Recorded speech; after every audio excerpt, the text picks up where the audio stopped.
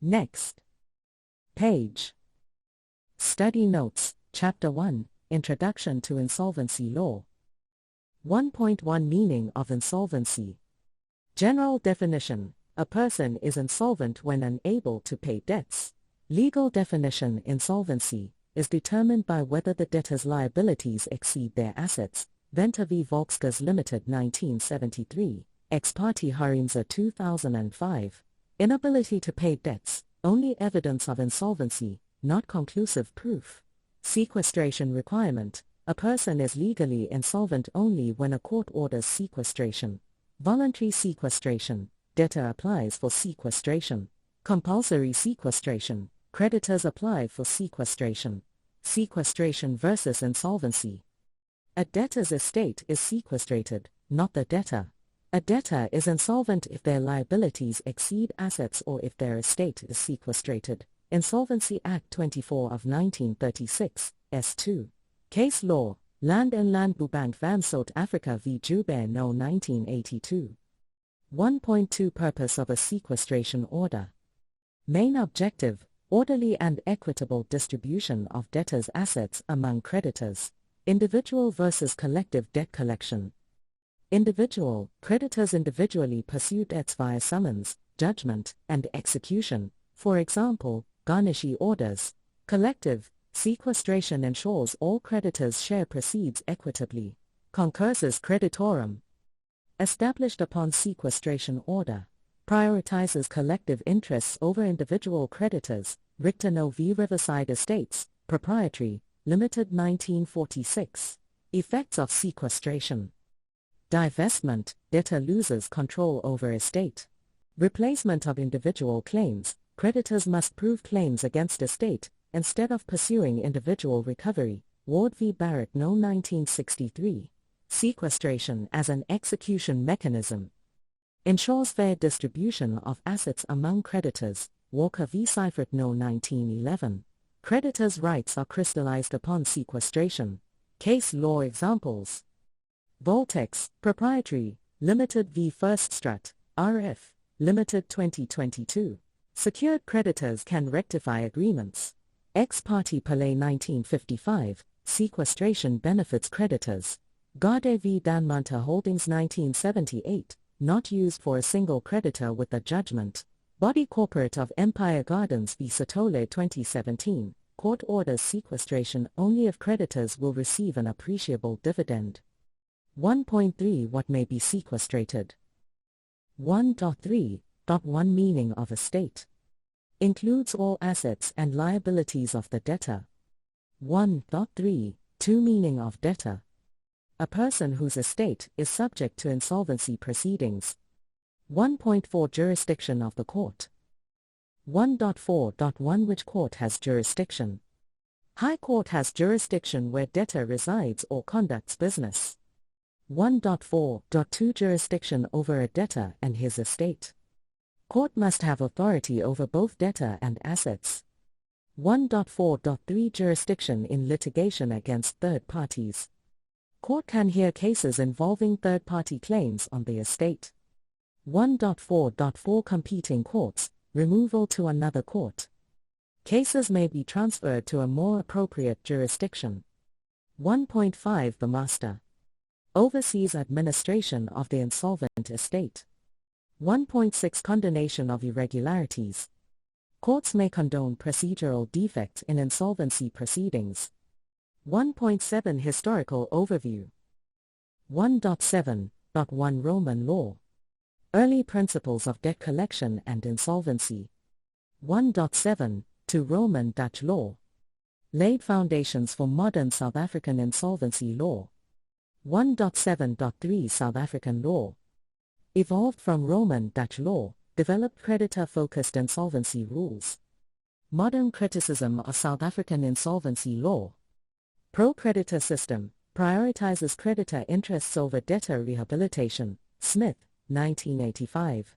Comparison with the U.S. U.S. law allows debtors a fresh start. Bankruptcy Reform Act 1978. NINA, no income, no assets, debtors cannot obtain debt discharge. Possible constitutional challenge on socio-economic discrimination, Bertelsmann et al., Mars. The Law of Insolvency in South Africa. Limited debt relief options. Administration orders, Magistrates Courts Act 32 of 1944. Debt Review, National Credit Act 34 of 2005. Additional functions of insolvency law. Prevents creditor fraud and unfair advantage, Richter No v. Riverside Estates 1946. Impacts debtors' personal and financial freedoms, Naidu v. Absa Bank Limited 2010. Court rejected sequestration as a means of enforcing credit agreements, First Rand Bank Limited v. Kona 2015. Next page. 1.3 What may be sequestrated? The Insolvency Act allows for the sequestration of a debtor's estate. 1.3.1 Meaning of estate. An estate includes both assets and liabilities, ex parte Foxcroft 1923, OPD 234. A debtor with only liabilities still has an estate for sequestration purposes, Miller v. Janks 1944 TPD 127. Joint estates of spouses married in community of property qualify as an estate for insolvency purposes. A spouse in community of property does not have a separate estate for sequestration, even if conducting an independent business, ex parte Valley 1930 CPD 304, DeWitt Novi Jurgens 1970, 3, SA 38, A. Upon sequestration, both spouses become insolvent debtors, Akar v. Pierce 1986, 2, SA 827, W. Duplessis v. Pina No 2003, 1, SA 671, SCA. On divorce, each spouse regains a separate estate, which must be sequestrated separately, S17(5) of the Matrimonial Property Act 88 of 1984, Maharaj v. Sanlam Life Insurance Limited 2011, 6, SA 17, KZD.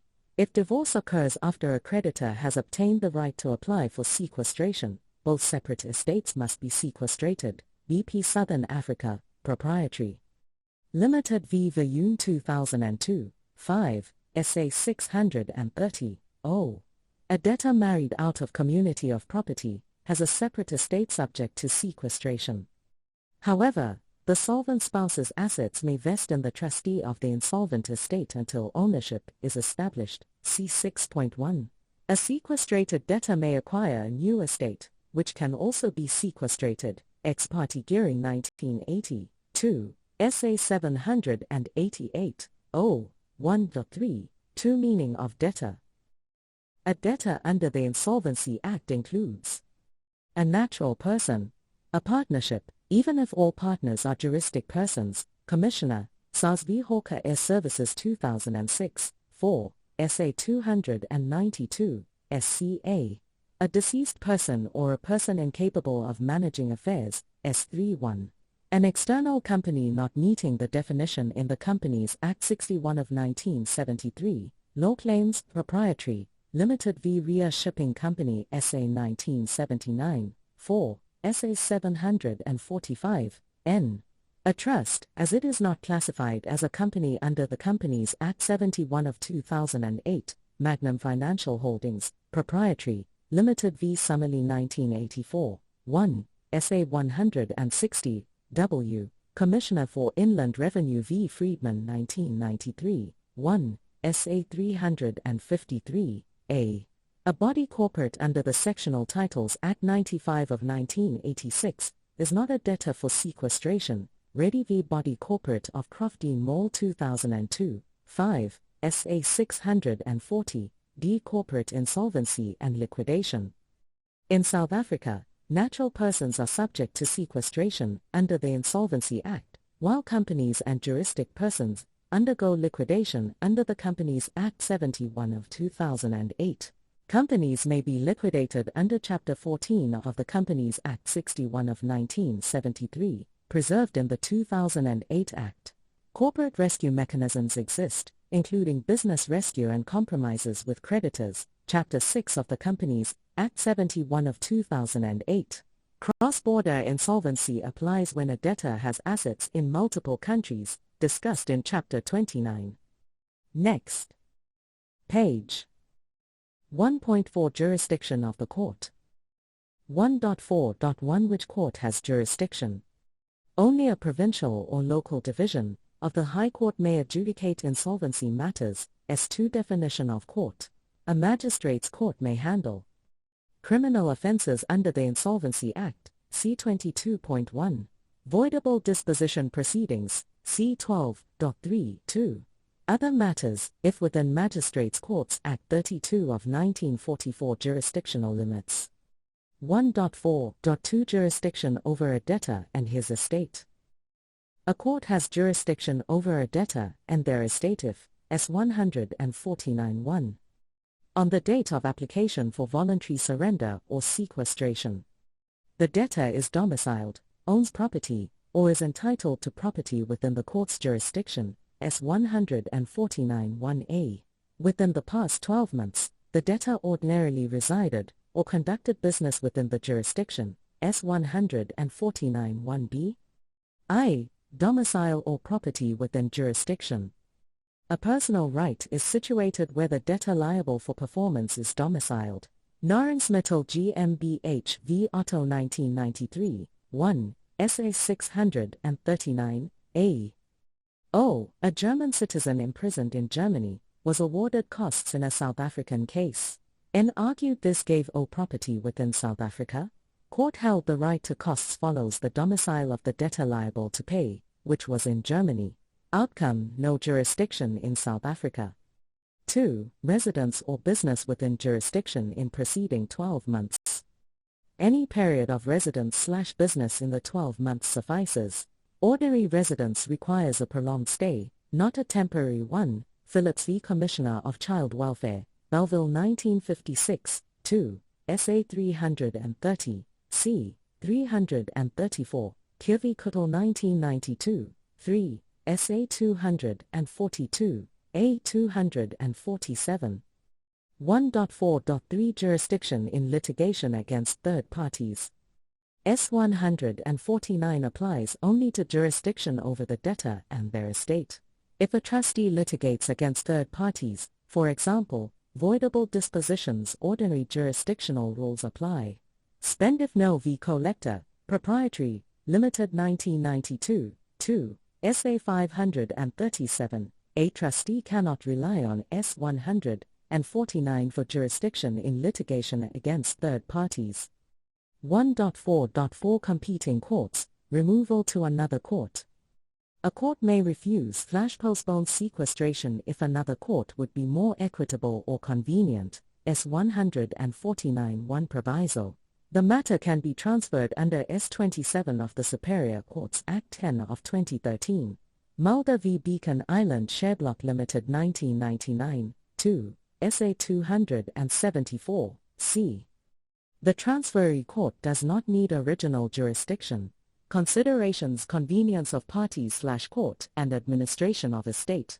Good, Durant and Murray, S.A., Limited v. Lawrence 1961, 4, SA 329, W.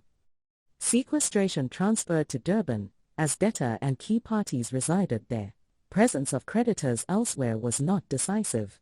Law claims, Proprietary, Limited v. Ria Shipping Company S.A. 1979, 4, SA 745, N. Foreign company sequestration refused as it would be more convenient, in its domicile, Liberia. Deutsche Bank AG v. Moser 1999, 4, SA 216, c. SA Court retained jurisdiction over a German citizen, with immovable property in SA. A German sequestration order would not automatically divest him of SA assets. 1.5 The Master. Appointed under Administration of Estates, Act 66 of 1965 for each High Court division. Masters at main High Court seats oversee entire provinces, local seats cover defined areas, S21A, 2. Marino v. African Global Holdings, Proprietary, Limited 2020, 2, SA 93, SCA, 100:1. The Master exercises extensive control over insolvency proceedings. Ex parte The Master of the High Court South Africa, North Gauteng, 2011, 5, SA 311, GNP, 322. The master oversees insolvency from sequestration to rehabilitation. The master's principal functions: custody of all insolvent estate documents, S-154-1. Charges fees to the Department of Justice, S-153-1. The master as a creature of statute. The master only has powers granted by statute. The Master v. Talmud 1960, 1, SA 236, c. 238.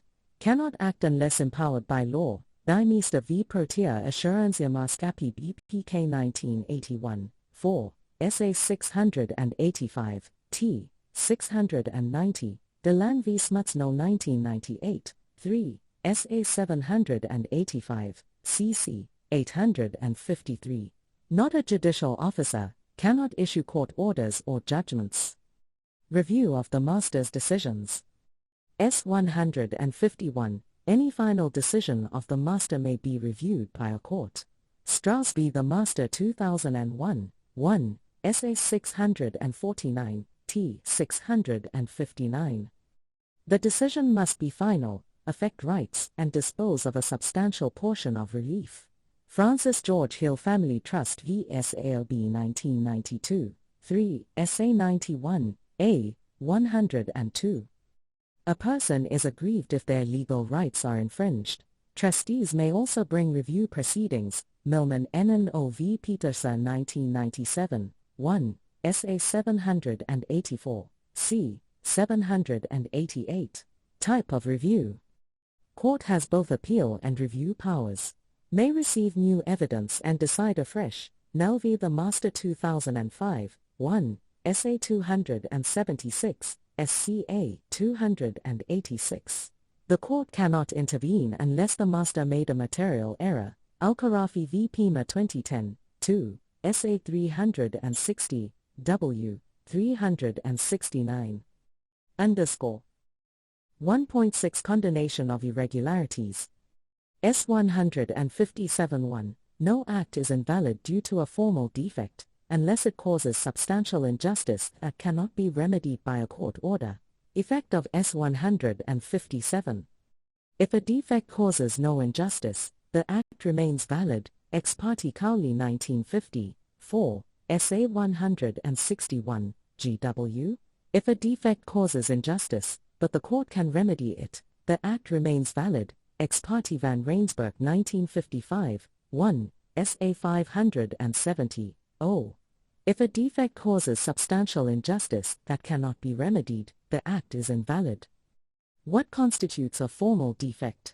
A defect is not formal if it prejudices creditors. Ex parte Fakir 1956, 4, SA 177, c. 179.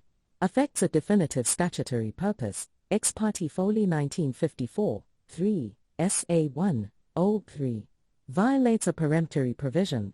Ex parte Murray 1957, 3, SA 311, W.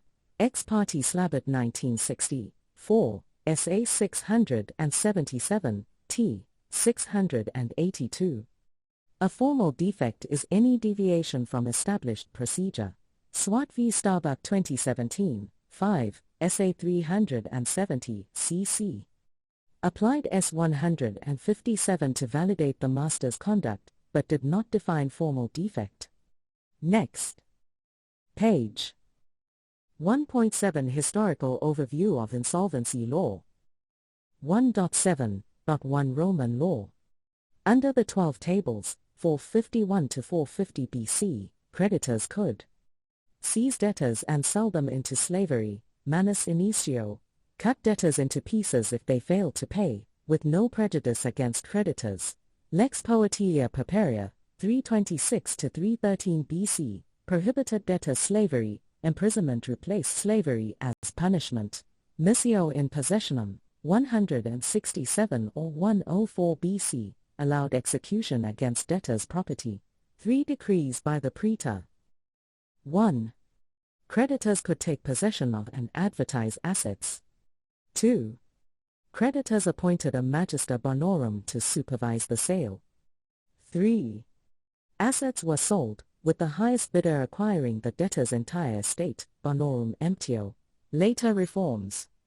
Bonorum distractio, property sold in lots by a curator to minimize debtor's loss. Lex Julia, 48 BC, allowed cessio bonorum, surrender of estate, protecting debtors from imprisonment, slavery, and infamia. Beneficium competenti, allowed debtors to retain necessities for survival. 1.7, to Roman Dutch law. Cessio bonorum adopted in the 15th century as a discretionary privilege granted by courts for misfortune-driven insolvency. Desolate bodelkamers, 18th century, administered insolvent estates. Amsterdam Ordinance, 1777. Basis for South African insolvency law. Introduced the principle of rehabilitation, allowing debt discharge if creditors approved. Fairley v. Robbenheimer 1935 AD 135. 1.7.3 South African law. Insolvency Act. Roman Dutch law introduced at Cape of Good Hope, 17th century. Desolate bodelkamer, 1803, established but abolished in 1818 due to inefficiency. Ordinance 64 of 1829, regulated insolvent estates, later replaced by Ordinance 6 of 1843, landmark insolvency law, abolished cessio bonorum. After Union of South Africa, 1910. Insolvency Act 32 of 1916 replaced prior laws. Insolvency Act 24 of 1936, still in force, replaced it, retaining common law principles. South African insolvency law influenced Botswana, Lesotho, Eswatini, Namibia, Zimbabwe, Roman Dutch common law jurisdictions. English law consulted when necessary. Copa State v. Alexander, 1883-1884, 2 SC 137. 2. Insolvency Act and Law Reform. The Insolvency Act, 1936, despite amendments, remains outdated. Issues with modernization. Language requirements, SS 34-1, 43, 108-2, set by Insolvency Amendment Act 99 of 1965 failed to align with Constitution, 1996, S6, recognizing 11 official languages. Modern communication, courts allow email, WhatsApp, and NFTs for legal notifications, C3, 2.4. Delays in Government Gazette publication. Sarapa v. Government Printing Works, 2021, court-ordered timely Gazette publication. SAPO inefficiency, calls for private sector involvement in legal notices. Obsolete monetary values. S96, R600 funeral expense cap, unchanged since 1983. Employee wage preferences, unchanged for 22 years, affecting tax recoveries by SARS. Call for new Insolvency Act. Ongoing South African Law Reform Commission project. Debate, creditor-friendly versus debtor-friendly approaches, cf. USA model. Friendly sequestrations persist despite legal scrutiny, C3, Don.4. Reconsideration of principles. Par condicio creditorum, equal treatment of creditors, its constitutional alignment questioned. Secured creditors, debate on whether their priority should be adjusted. Alternative ranking models, based on ethics, claim size, policy. 3. Constitution and Insolvency Law. Constitution, 1996, S2, Supreme Law Guiding Reform. Insolvency laws affect fundamental rights. Equality, S9, Freedom and Security, S12, Privacy, S14, Access to Information, S32, Property, S25, Just Administrative Action, S33. Key constitutional cases on insolvency. Harkson v. Lane No. 1998, 1, SA 300, CC, upheld S21 of the Insolvency Act. Brink v. Ketchoff, 1996, 4, SA 197, CC, declared S44 of Insurance Act, 1943, unconstitutional. DeLange v. Smuts No. 1998, 3, SA 785, CC, S66-3 of Insolvency Act invalid, as non-judicial officers cannot issue committal warrants. Stratford v. Investec Bank, 2015, 3 SA1, CC. Advantage to creditors requirement should not impose rigid minimum dividends. Debtors' domestic employees must be notified of sequestration. Sarah v. Minister of Land, case details truncated. Protection of cash purchases of land under Alienation of Land Act 68 of 1981. Conclusion. South Africa faces a critical policy decision on whether to retain its creditor-focused insolvency system or shift towards debtor rehabilitation, cf. USA model. The constitutional, economic, and social landscape necessitates comprehensive insolvency law reform. Next page. Chapter 2, Voluntary Surrender. 2.1 Who may apply? Natural persons, the debtor or their authorized agent, S31, Ex parte Brown 1951, 4, SA 246, N. Deceased estates, the executor, S31. Incapacitated persons, the curator bonus, S31, Ex parte Houston 1958, 1, SA 448, N. Partnerships, all resident partners or their agent, S32, Ex parte Bester and another 1937 CPD 45. Joint estate of spouses, community of property, both spouses, S17-4 of the Matrimonial Property Act 88 of 1984. 2.2 Requirements for voluntary surrender. The court will accept the surrender only if, S61. The debtor is insolvent. The free residue is sufficient to cover sequestration costs. Sequestration benefits creditors. 2. Bond debtor's estate must be insolvent. Insolvency, liabilities exceed assets. The court assesses insolvency independently of the debtor's statement of affairs, Ex parte Van den Berg 1962, 4, SA 402, 0. Cases illustrating insolvency determination. Ex parte Grief 1940, 2, PHC 80, c. Statement showed a surplus, but valuation revealed a deficiency. Ex parte Dienta 1962, 2, SA 228, e. Despite an apparent asset surplus, the debtor had unsellable assets and no income. Ex parte Harimza 2005, 1, SA 323, N. Court refused surrender due to insufficient evidence of insolvency. 2. Free residue must cover sequestration costs. Definition of free residue, portion of the estate not subject to preferential claims, S2. Inclusion of assets. Surplus value of encumbered assets, Ex parte Van Heerden 1923 CPD 279. Installment sale goods, to the extent that market value exceeds debt, Mindel v. Shea 1937 TPD 378. Excluded assets, assets requiring legal action to recover, Ex parte Nortier 1928, SWA 23. If the free residue is insufficient, the court must refuse surrender, Ex parte Swanepoel 1975, 2, SA 367, O. Ex parte application, Schmukela Chico 2012 JDR 1796, GSJ. A guarantee does not create an asset and cannot cure insufficient free residue, Ex parte Theron 1923, OPD 46. 2. 3 Sequestration must benefit creditors. The debtor must prove benefit, whereas in compulsory sequestration, a creditor needs only a reasonable belief of benefit. Hillhouse v. Stott, Freeman Investments, Proprietary, Limited v. Itskin, Bota v. Bota 1990, 4, SA 580, W. Concerns of abuse. Superficial applications with generic claims about insolvency, Ex parte Concato 2016, 3, SA 549, WCC.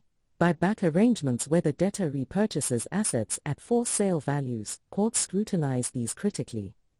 2.3 Preliminary formalities. The pre-application steps are prescribed by S4. 230. 1 Notice of intention to surrender. Publication requirements. In the Government Gazette and a local newspaper. must follow Form A in the first schedule. Contents: debtor's full name, address, occupation, court date, and location of statement of affairs. Timing: between 14 and 30 days before the hearing. Purpose: alert creditors to possible objections. Case law on valid publication. A journal in Yiddish is not a newspaper. Ex parte Goldman 1930 WLD 158. The newspaper should circulate where creditors are located. Ex parte Barton 1926, CPD 252. Failure to adhere to timing may invalidate the application. Ex parte Esteisen 1995, 2, SA 694, T, but minor errors may be excused. Ex parte Harinza 2005, 1, SA 323, N, 2, 3, who notice to creditors and other parties. Deadline within 7 days after publication of the notice. Proof: affidavit confirming delivery. Recipients: each known creditor, S42A, ensures creditors do not have to monitor legal notices constantly. Ex parte Vossena 1968, 2, SA 726, T. Failure to notify creditors is generally fatal to the application. Next. Page 2.3.3 Preparation and lodging of Statement of Affairs. I. Preparation of statement must be in substantial compliance with Form B in the first schedule. Contains the following annexures. Balance sheet. Annexure I. List of immovable assets with estimated values and mortgage details.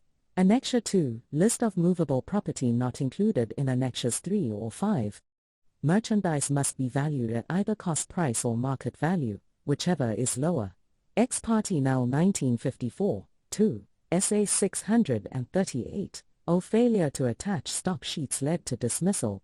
Other cases: Ex parte Doggo 1938 WLD 187, Ex parte Arnold 1939 CPD 392, Ex parte Lee 1956, 4, SA 587, D. Some courts allowed less detail.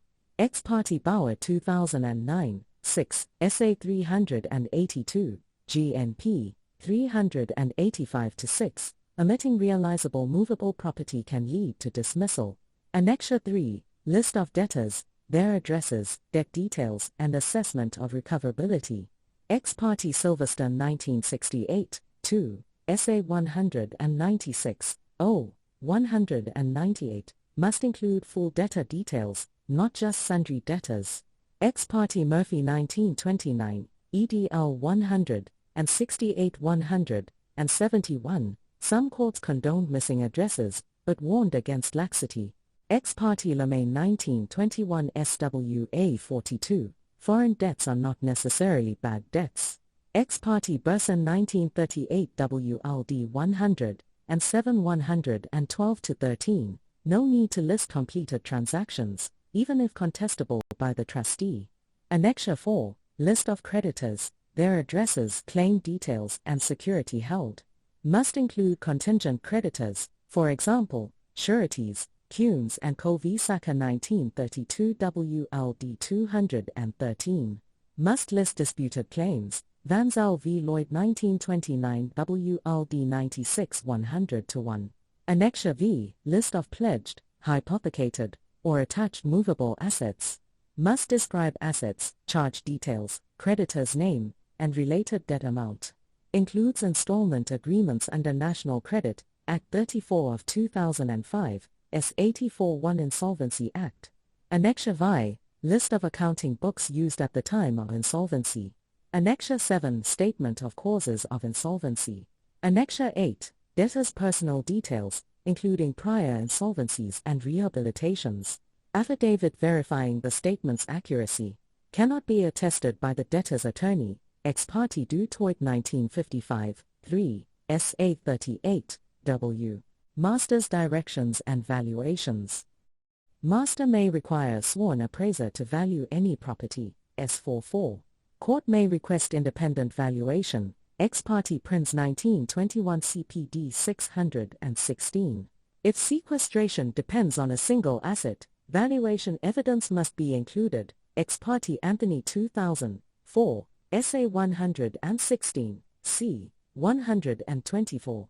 In Hao Beng, valuers must confirm personal inspection, Ex parte Erasmus 2015, 1, Essay 540, GP, 549 to 550.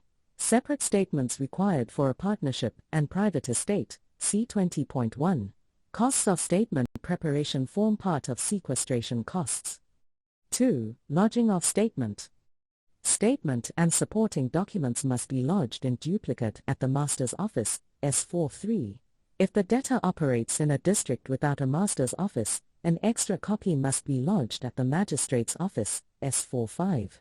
Exception, not required for debtors in Wynberg, Simonstown, or Belleville, Western Cape.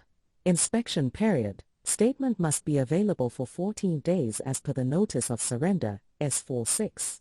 Master's Certificate. Issued after 14 days, confirming inspection. Must be filed with the registrar before hearing.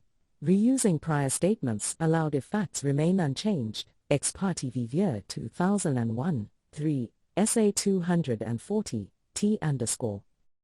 2.4 Effect of Notice of Surrender. 2.4.1 Stay of sales in execution. Once notice is published in the Gazette, it is unlawful to sell attached property, unless the sheriff was unaware, S51. Court or master may allow the sale if it benefits general creditors, Hewlett v. Gangett 1932 NPD 682. Holding the sale over serves no purpose, Master v. Nevsky 1907 TS 268. Example, sale of insufficient security for a bondholder allowed, Ex parte Pretoria Hypothek 1933 OPD 137. Court may direct that proceeds be held by the Master, Estate Hart v. Robinson 1936 GWL 24, retained by the selling officer until the application hearing, Myacasil's Estate v. Menziwa 1931 EDL 376. Illegal sales. If sale occurs despite S51, the High Court rarely validates it unless it benefits general creditors, 4E NNO v. Edkins 2013, 6, SA 576, SCA. Duration. Prohibition continues until surrender is adjudicated. If transfer occurs despite illegality, the trustee can only recover property if the buyer acted in bad faith. Gibson Novi Iska 1963, 3, SA 783, T. Other proceedings unaffected. Civil and criminal proceedings may continue. Attachments may still be made, but sales are stayed. Ahmed v. The Messenger 1909 TS 13. 2.4. To appointment of curator bonus. Debtor retains control of assets after notice. To prevent asset dissipation, Master may appoint a curator bonus, S52. Curator must take custody of assets, control debtor's business as directed by the Master, open a bank account, S52, S70, be compensated as per sequestration costs, S63-1, S97-2C. Estate remains vested in the debtor, curator is a caretaker, Musage v. Biot 1921 TPD 465. 2.4.3 Potential compulsory sequestration. If debtor fails to lodge the statement of affairs, lodge a complete and correct statement, proceed with court application, properly withdraw the notice, then, this constitutes an act of insolvency allowing compulsory sequestration, S8F. 2.4.4 Withdrawal of notice. Cannot be withdrawn without master's written consent, S71. Master must consent if notice was published in good faith. There is good cause for withdrawal, S72. Withdrawal takes effect upon publication of withdrawal notice with master's consent in the Gazette and newspaper.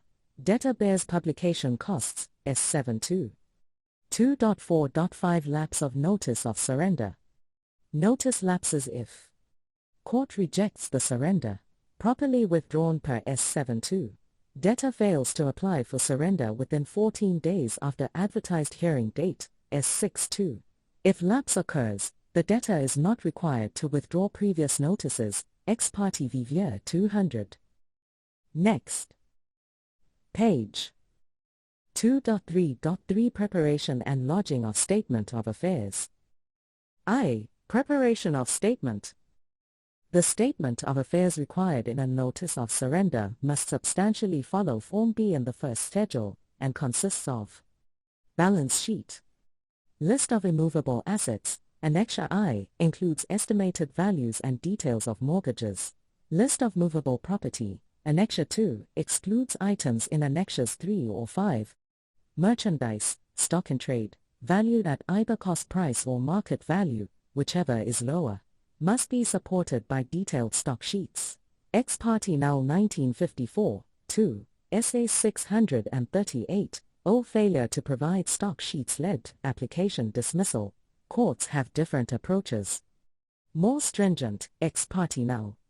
More lenient, ex parte Doggo 1938 WLD 187, ex parte Arnold 1939 CPD 392, ex parte Lee 1956, 4, SA 587, D. List of debtors, Annexure 3, includes names, addresses, debt details and classification as good, bad, or doubtful.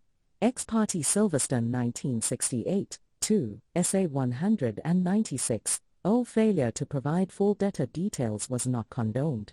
Ex parte Murphy 1929 EDL 168, some leniency, but court warned of stricter enforcement.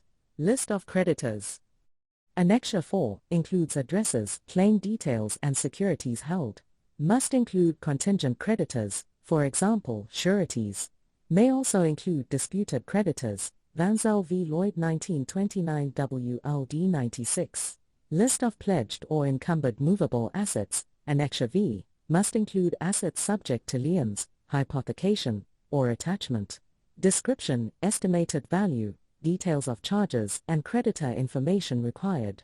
Property under an installment agreement, National Credit Act 34 of 2005, must be listed. List of accounting books used by debtor. Annexure V, Statement of Causes of Insolvency. Annexure 7, Personal Information of Debtor. Annexure 8, includes prior insolvencies and rehabilitation details. Affidavit verifying the statement of affairs. Sworn by debtor or representative. Attorney of the applicant cannot attest it. Ex parte du Toit 1955, 3, SA 38, W, Master's Review and Valuation.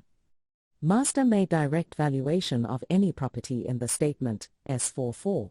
Court may also request valuation. Ex parte Prince 1921 CPD 616. No legal obligation for debtor to obtain an independent valuation unless sole reliance on asset value for sequestration advantage. Ex parte Anthony 2000, 4, SA 116, C. Ex parte Mattison 2003, 2, SA 308, T. In Gauteng, valuer's affidavit must confirm personal inspection. Ex parte Erasmus 2015, 1, SA 540, GP. Separate statements of affairs required for joint surrender of a partnership estate and private estate of a partner. 2. Lodging of statement. Lodged in duplicate at the Master's Office, S43. If no Master's Office in Debtor's District, an additional copy must be filed at the Magistrate's Office, S45. Exception, not required in Wynberg, Simonstown, and Belleville, Western Cape. Must be available for creditor inspection during office hours for 14 days, S46. After inspection period, Master and Magistrate issue certificates confirming compliance. Certificate must be filed with Registrar before the court hearing.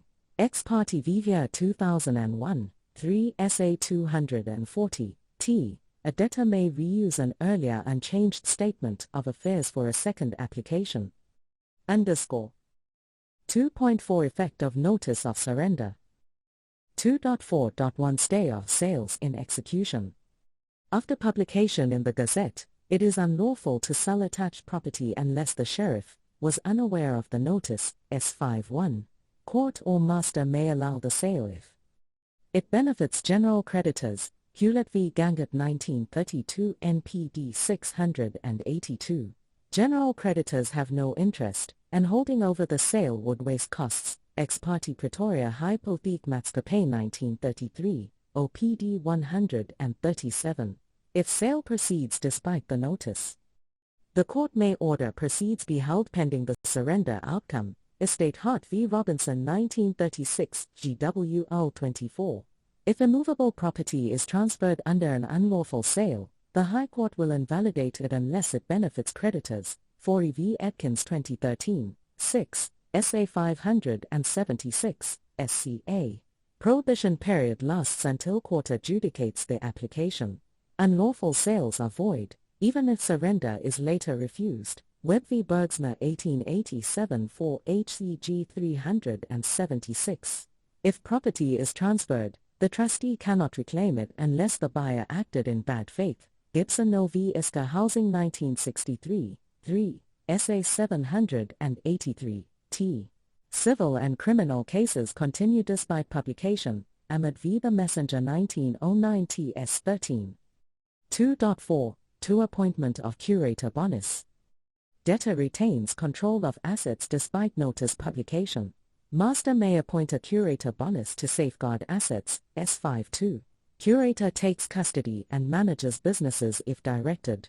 Assets still legally belong to the debtor. Musage v. Biot & Co. 1921 TPD 465. Curator must open a bank account. S52 and 70. Entitled to reasonable remuneration, taxed by master. S63-1, S97-2C. 2.4.3 Potential compulsory sequestration. Debtor commits an act of insolvency, S8F, if they fail to lodge the statement of affairs, lodge an incorrect or incomplete statement, do not apply to court on the appointed day. A creditor may then apply for compulsory sequestration. 2.4.4 No withdrawal without consent. A notice of surrender cannot be withdrawn without the master's written consent. S71. Master must grant withdrawal if published in good faith. There is good cause for withdrawal. S72. Withdrawal takes effect only upon Gazette publication. S72. 2.4.5 Lapse of notice of surrender. A notice of surrender lapses if court does not accept surrender. Notice is properly withdrawn. S7. Debtor fails to apply within 14 days of the advertised court date. S62. Ex parte Vivia 2001, 3 SA 240, t. Lapsed notices do not require formal withdrawal before filing a new application. If a curator bonus was appointed, estate control must be returned to the debtor once costs are settled. S62. Next page. 2.5 Application for surrender. 2.5.1 Form and contents of application. Application brought via notice of motion with supporting affidavit. Purpose: persuade court that 4 requirements for voluntary surrender are met. Court papers must include applicant's details, name, status, occupation, address, and proof of jurisdiction. If using an agent, agent must have express authority. Ex parte Brown 1951, 4, SA 246, n. Allegation of insolvency with supporting facts. Typically includes the statement of affairs to prove insolvency. Ex parte Hay Automobile Company 1931 GWL 23. If assets exceed liabilities, extra evidence required. Ex parte Harimza 2005, 1, SA 323, N. 326. Explanation of insolvency's cause, proving good faith. Ex parte Bauer and similar applications 2009, 6, SA 382, GNP 385-6. Proof of realizable property to cover sequestration costs. Costs should be precisely specified. Ex parte Anthony N. Ander in Sessolberlag Ansowit 2004, SA 116, C. 121.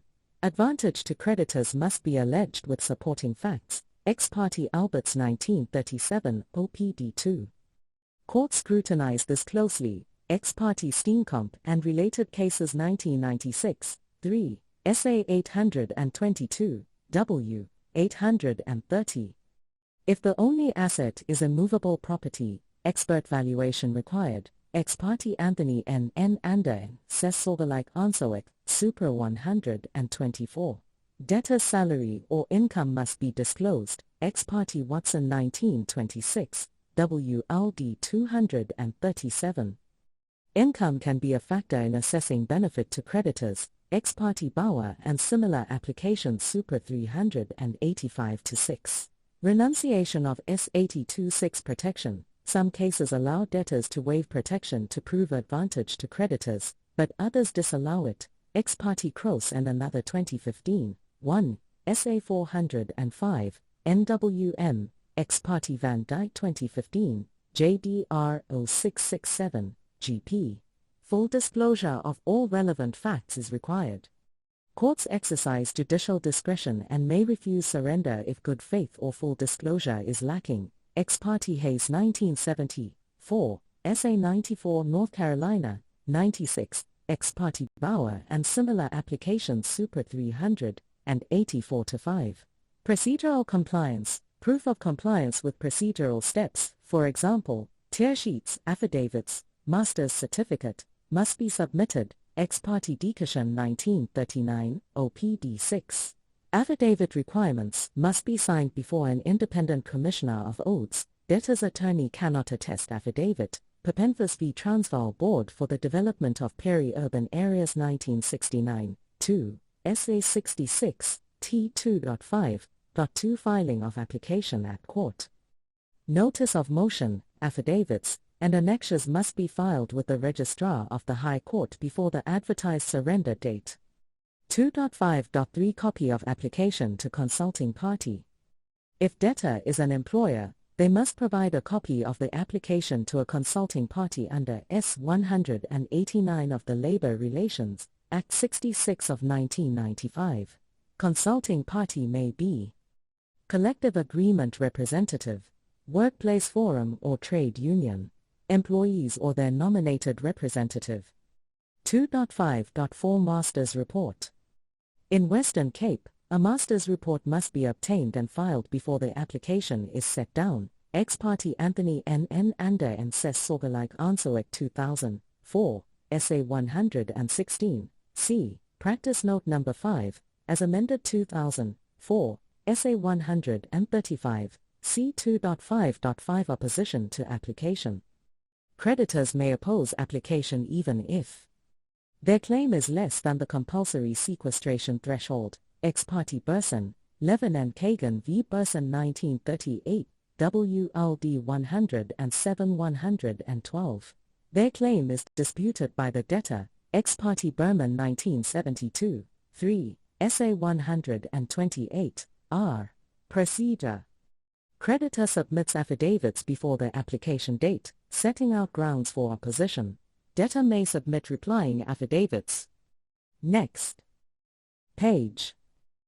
2.5.6 Adjudication on application. Documents required before the court.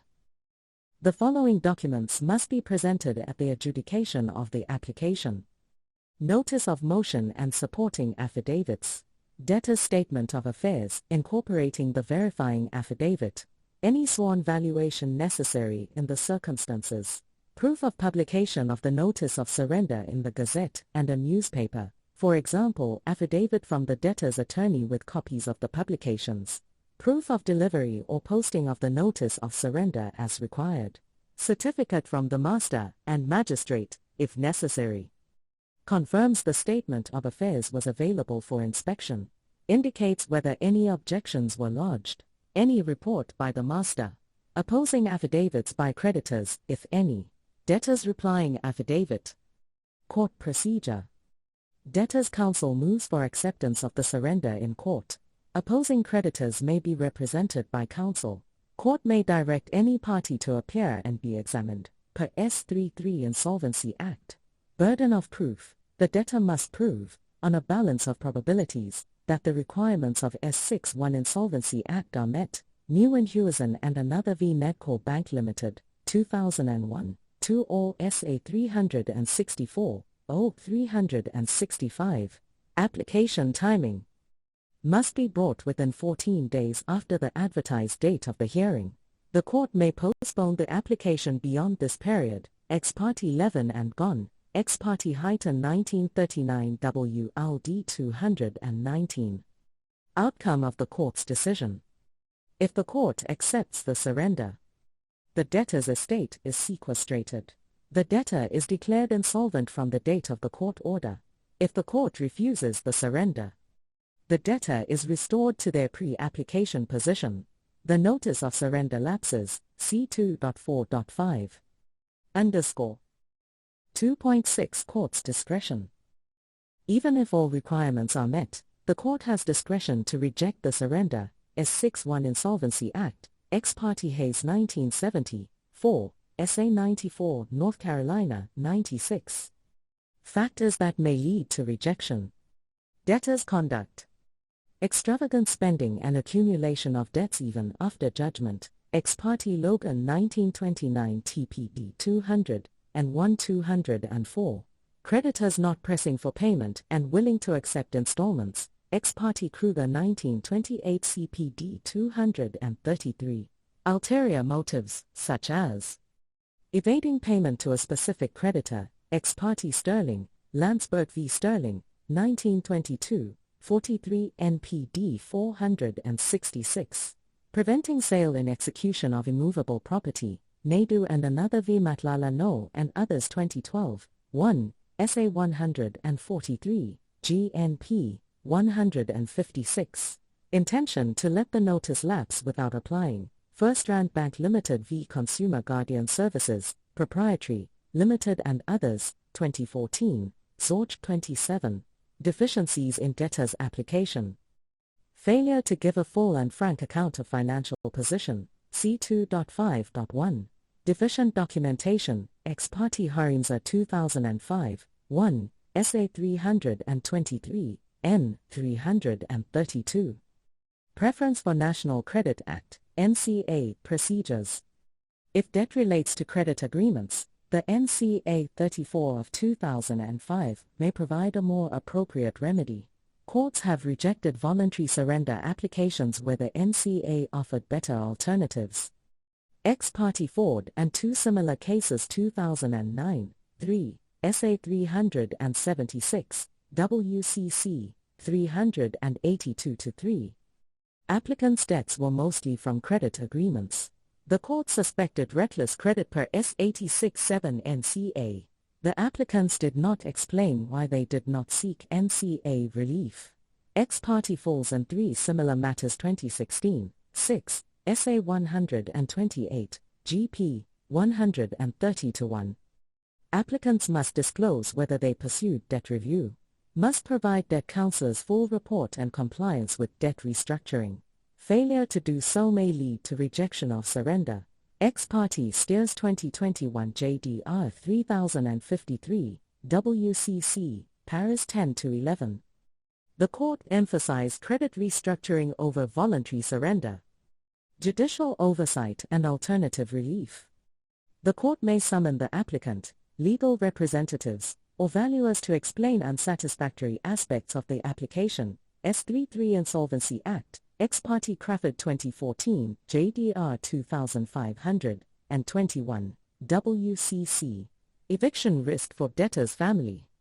Constitution S26, right to adequate housing must be considered before eviction. Jordan v. Jordan 2020 JDR 0021, FB, Par 11. Courts must explore all alternatives before granting sequestration orders that could lead to eviction. Next page. 2.7 Costs of surrender.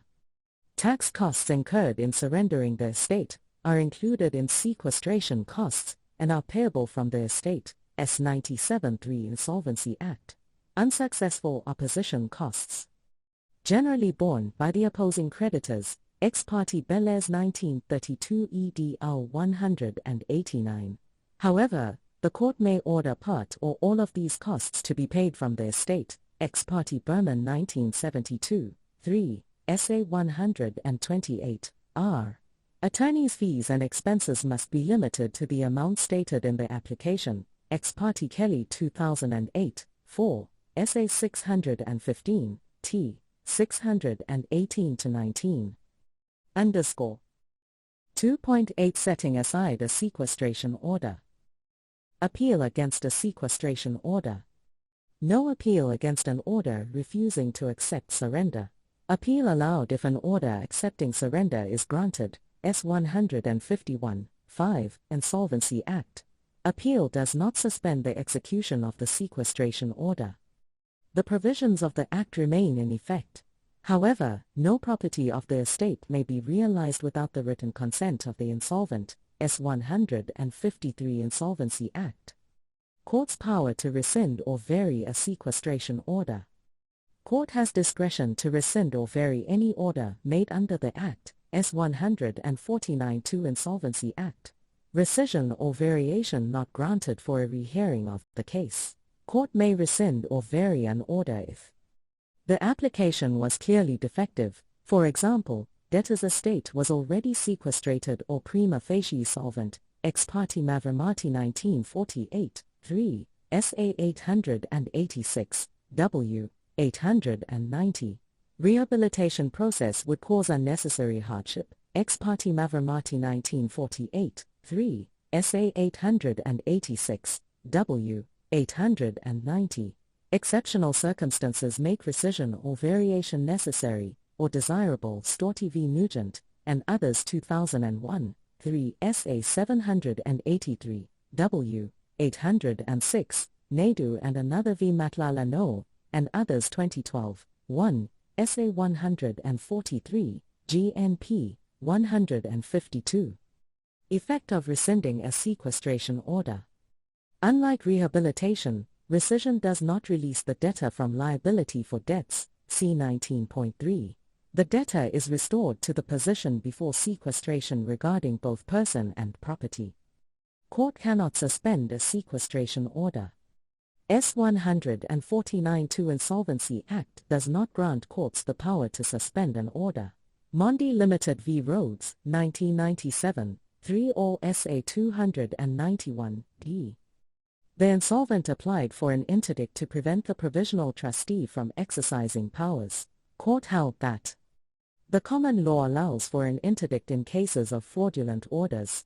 S. 149-2 does not allow courts to deprive an order of force or effect. If a provisional trustee acts against fiduciary duties, the master may intervene and remove the trustee. The court may interdict the trustee's conduct under the common law, setting aside a sequestration order for lack of trustee appointment. S. 54-5 Insolvency Act. If no trustee is elected at a creditor's meeting, the master or the insolvent, with consent, may apply to set aside the sequestration order. Next. SSS. Page 2.7 Costs of surrender. Tax costs incurred in surrendering the estate are included in sequestration costs and payable out of the estate. S. 97-3. Costs from unsuccessful opposition to the application are generally borne by the creditors, but the court may order these to be paid from the estate. Ex parte Bellairs 1932 EDL 189, Ex parte Berman 1972, 3, SA 128, R. Attorney's fees and expenses are limited to the amount stated in the application. Cf. Ex parte Kelly 2008, 4, SA 615, T. 618-19. 2.8 Setting aside sequestration order. No appeal against a refusal to accept surrender, but an order accepting surrender can be appealed. S. 151 and 5. Noting an appeal does not suspend the sequestration order, but no property in the estate may be realized without the insolvent's written consent. S. 153. The court may rescind or vary its sequestration order if the application was defective, for example, debtor's estate already sequestrated or solvent. Rehabilitation would involve unnecessary hardship. Ex parte Mavramati 1948, 3, SA 886, W. 890. Exceptional circumstances justify rescission. Storti v. Nugent and others 2001, 3 SA 783, W. 806, Naidu and another v. Matlala No and others 2012, 1, SA 143, GNP, 152. Rescission does not release debtor from liability, it restores their pre-sequestration position. S149-2 does not allow courts to suspend sequestration orders. Mondi Limited v. Rhodes, 1997, 3 All SA 291, D. Court held that an insolvent cannot use S149-2 to interdict a provisional trustee from acting. Instead, remedies include master's intervention, court-ordered removal, or a common law interdict against misconduct. If no trustee is elected at a creditor's meeting, the master or insolvent, with consent, may apply to set aside the sequestration order, S54-5. Chapter 3 Compulsory Sequestration. Compulsory sequestration differs from voluntary surrender as it is initiated by accreditors rather than the debtor. 3.1 Requirements for compulsory sequestration. A court may grant sequestration if applicant has a valid claim under S91, debtor has committed an act of insolvency, or is insolvent. Sequestration will benefit creditors, S12-1. Onus of proof lies on the creditor, Braithwaite v. Gilbert, Volkskas BPK intervening, 1984, 4, SA 717, W. 718. Mediation in compulsory sequestration. Rule 41A2A, applicant must serve a notice stating whether they agree or oppose mediation. Rule 41A3, mediation may be agreed to at any stage before judgment or ordered by the court.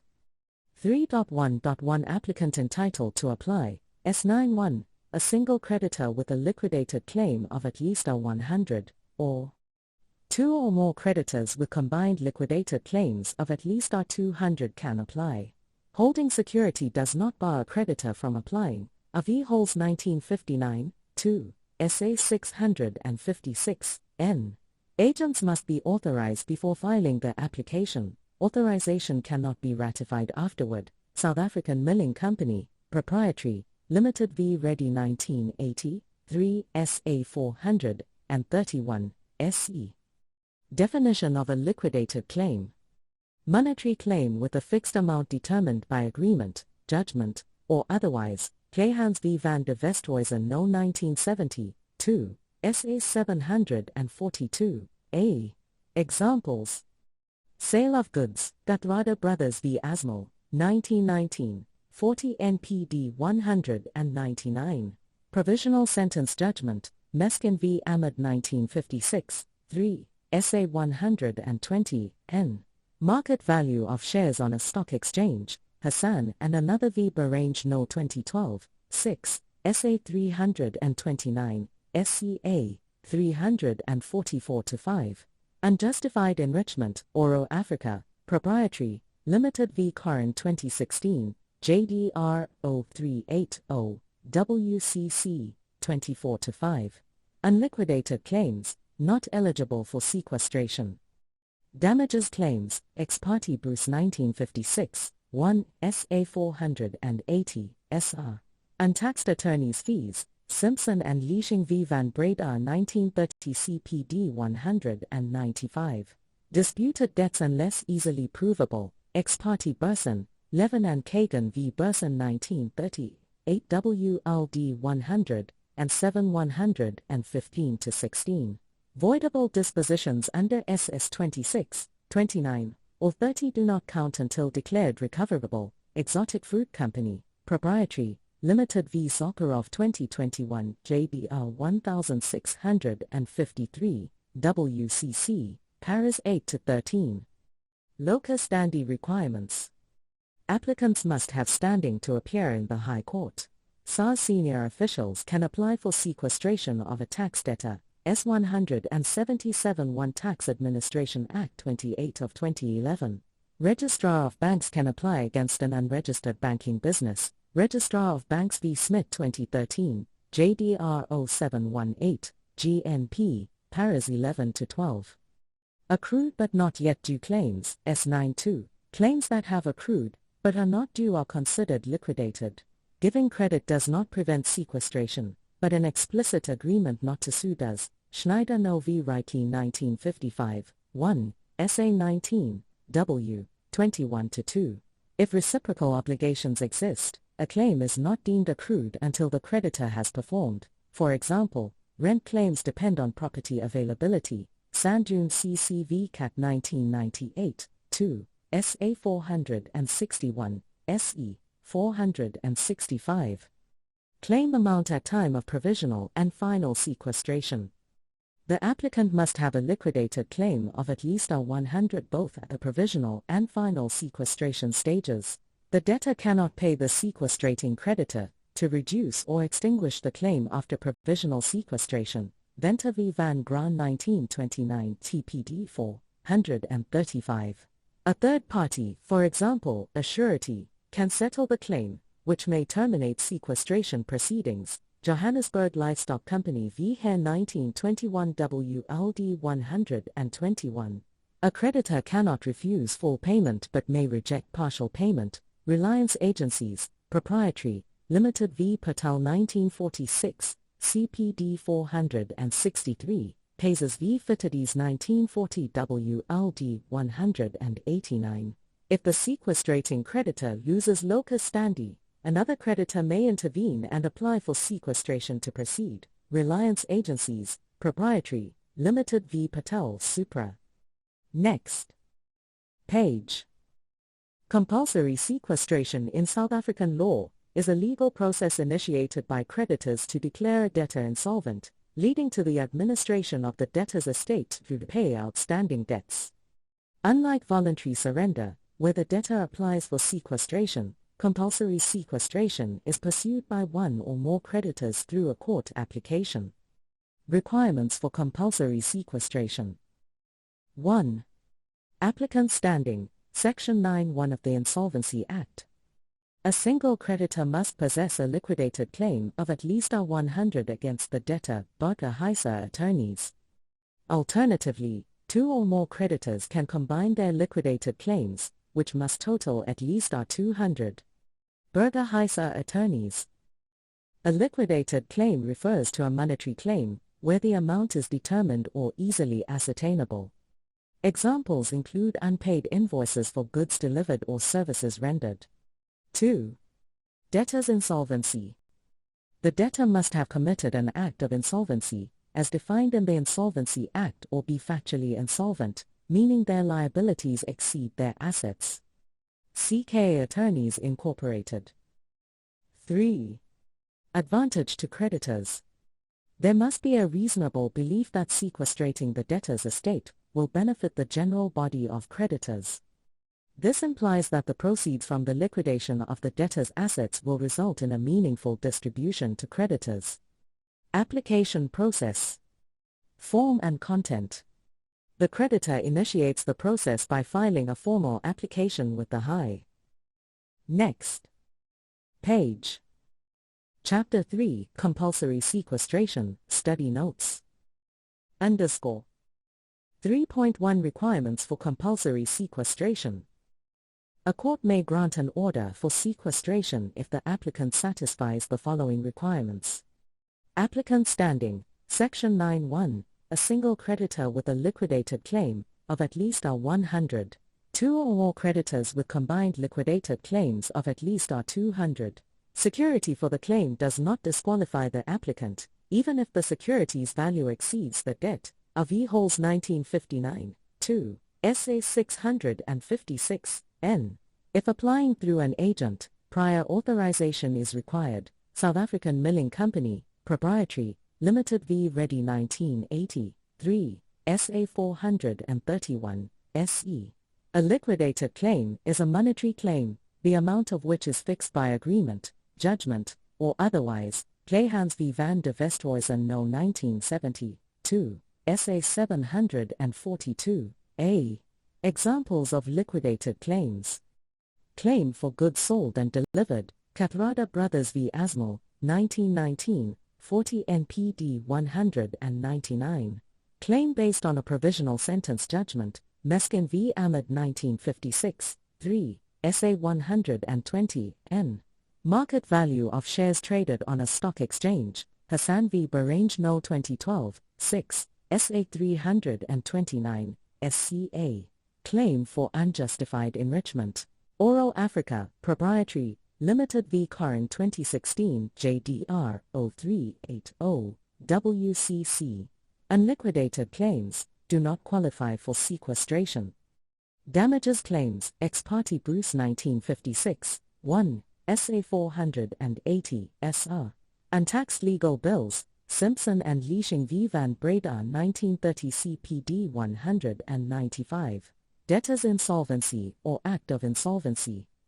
The debtor must either be factually insolvent, liabilities exceed assets, have committed an act of insolvency, S8 of the Insolvency Act, advantage to creditors, Section 12(1), there must be a reasonable belief that sequestration will benefit creditors.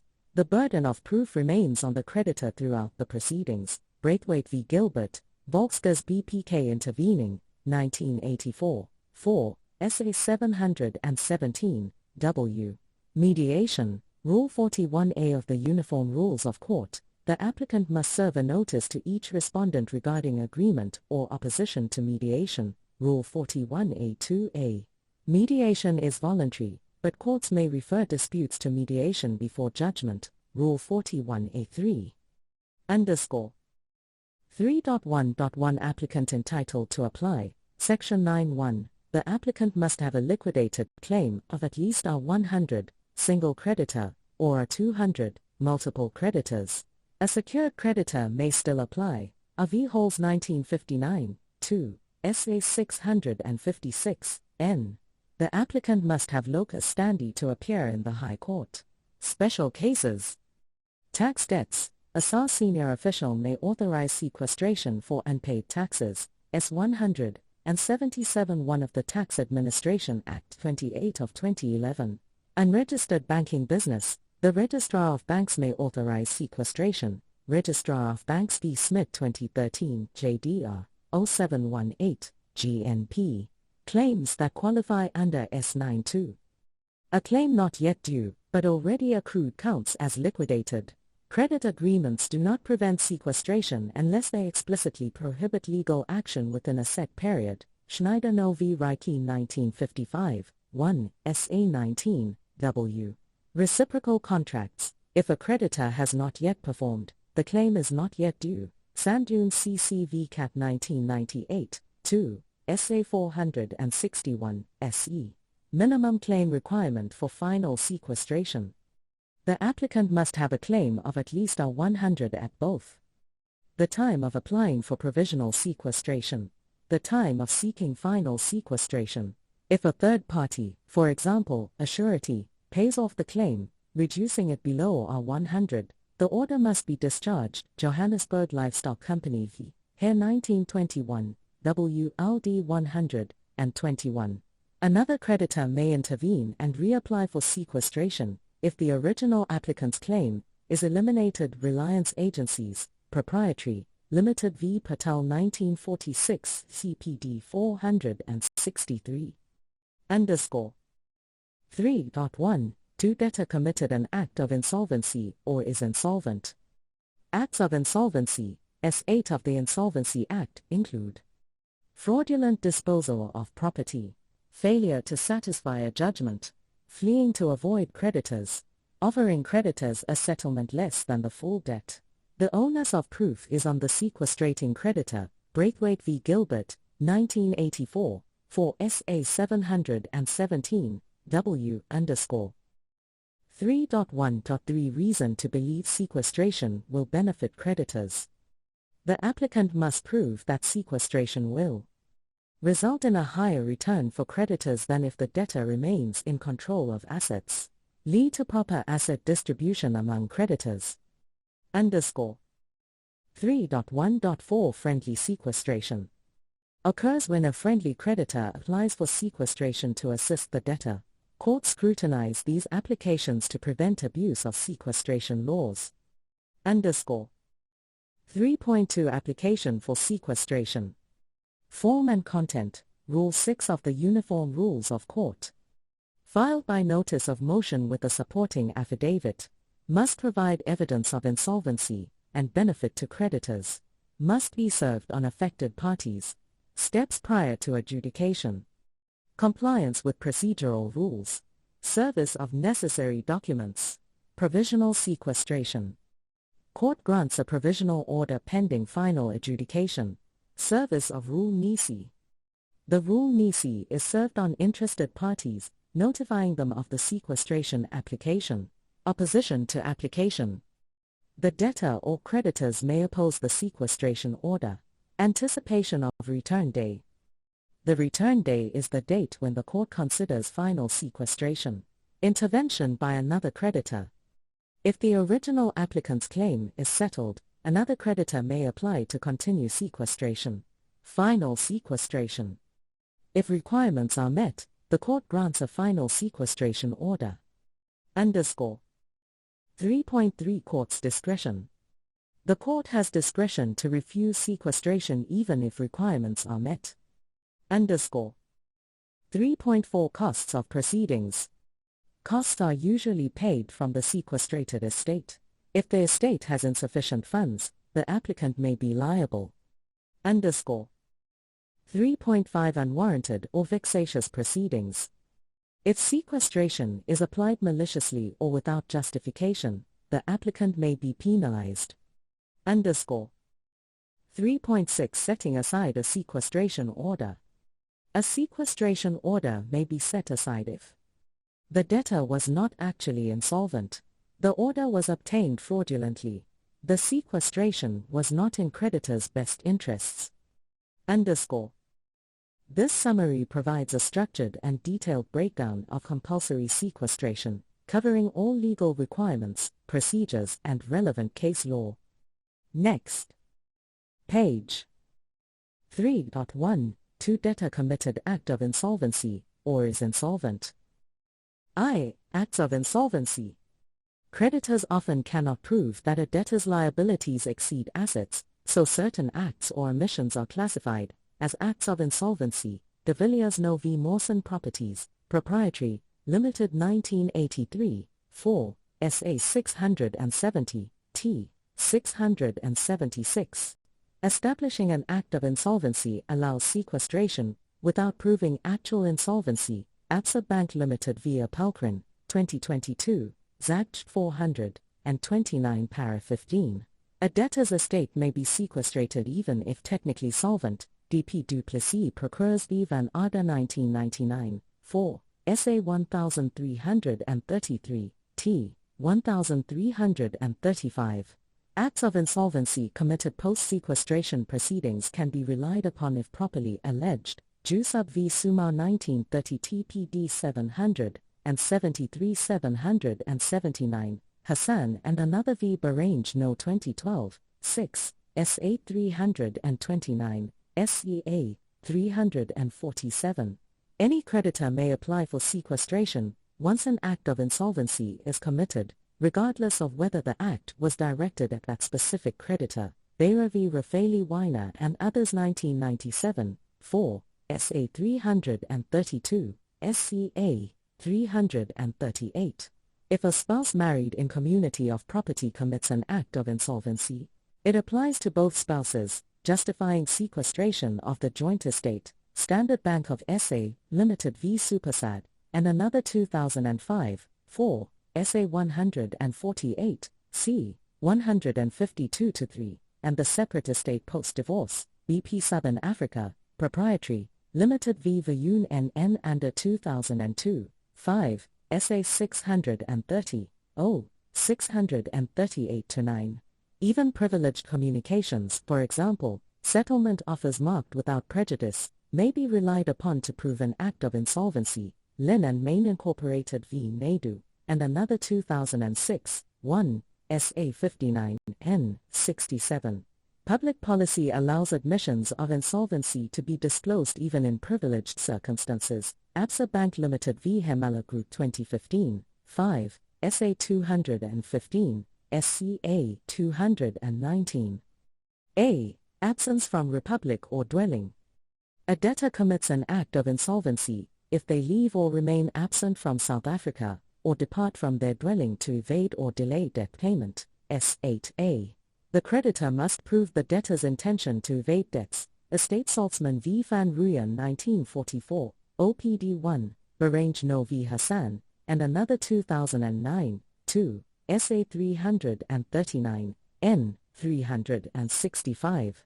Subjective intention is assessed, Hassan and another v Bahrain No 2012, 6, SA 329, SCA 345.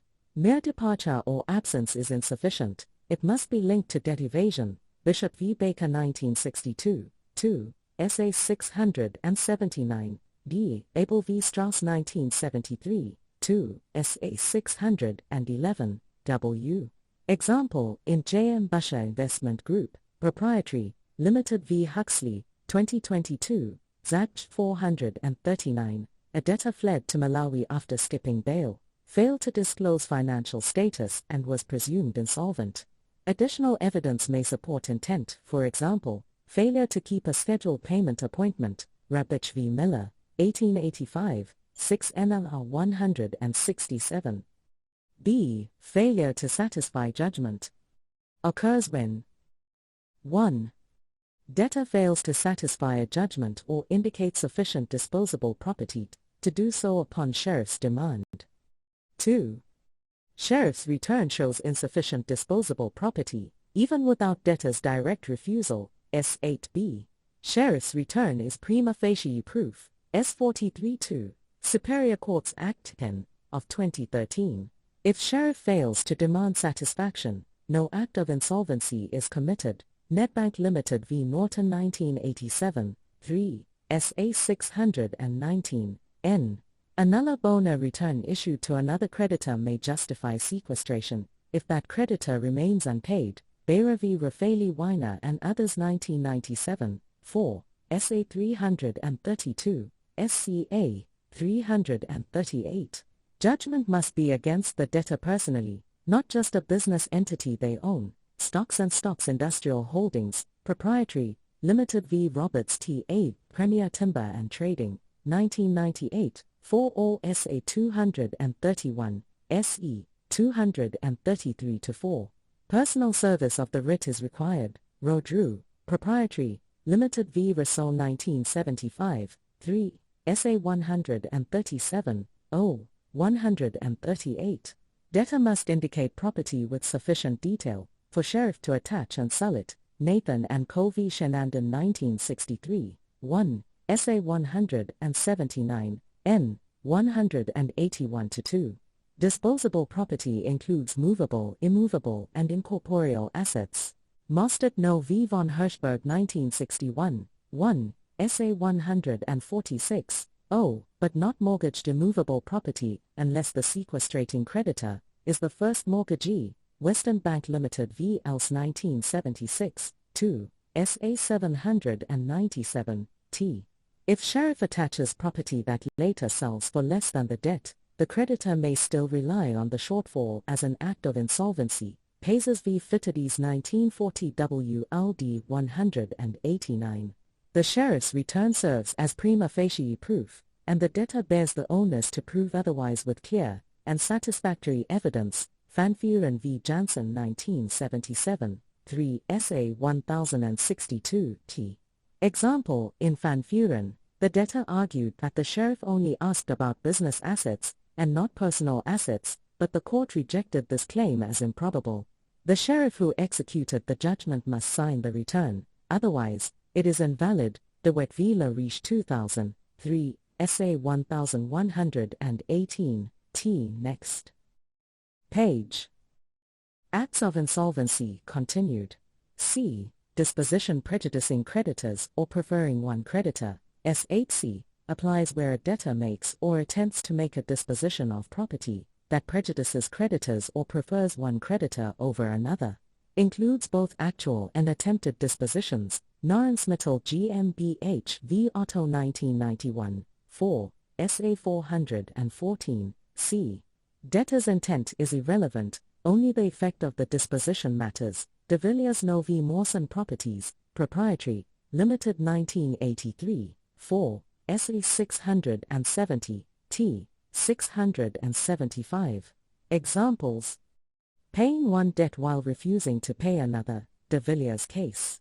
Selling assets below market value while failing to pay due debts, Estate de Jager v. Van Niekerk 1918 GWL 73. Granting a mortgage bond to one creditor while being in financial distress, Fittinghoff v. Rollins 1997, 1, SA 535, W. A creditor must explain how the disposition is prejudicial, unless the prejudice is apparent. Mindel Brothers v. Seligman 1930 WLD 242. Proof of insolvency is not required.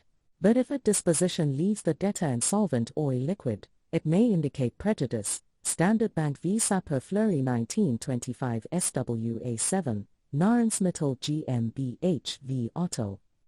D. Removal of property with intent to prejudice or prefer, S8D. Key differences from S8C. No need for a disposition, mere removal is sufficient. Debtor's intent is crucial, test is subjective. De Villiers No v. Mawson Properties, Proprietary, Limited 1983, 4, SA 670, T. 676, Hassan v. Barange No 2012, 6, SA 329, SCA 345. Intention may be inferred from circumstances, for example, sending assets abroad to keep them from creditors, Barange No v. Hassan 2009, 2, SA 339, N. 367-8. E. Offer of arrangement, S8E. A debtor commits an act of insolvency by making or offering an arrangement to creditors that implies inability to pay debts. Leifels Corpusy BPK v. Joubert 1980, 3, SA 1117, T. Example: offering to pay creditors 50 cents in the rand, threatening estate surrender if rejected. Jusub v. Suma 1930 TPD 773. No act of insolvency if the debtor disputes liability or offers a lesser amount in settlement without admitting inability to pay. Leifels Corpusy BPK v. Joubert. The debtor seeks an extension of time rather than a release from liability. Mackay v. Kahi 1962, 4, SA 193, 0206. Arrangement can be made by a third party with the debtor's knowledge and permission.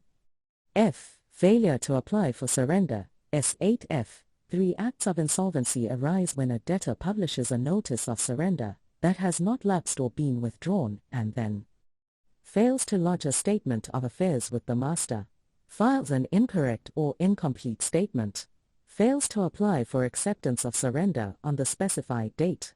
Material error or omission, one that could affect creditor's decision to oppose surrender. Ex parte Burson, Levin and Kagan, v. Burson 1938 WLD 107. Next page. Acts of insolvency under Section 8 of the Insolvency Act. C. Disposition prejudicing creditors or preferring one creditor. A debtor commits an act of insolvency if they dispose of property that prejudices creditors or prefers one creditor above another. S8C. Includes actual and attempted dispositions. A disposition includes both a contract to dispose of property and the actual delivery of property. Narensmittel GmbH v. Otto 1991, 4, SA 414, c. The debtor's intent is irrelevant, only the effect of the disposition matters. De Villiers No v. Mawson Properties, Proprietary, Limited 1983, 4, SA 670, T. Examples of acts of insolvency: refusing to pay one creditor while paying another in full.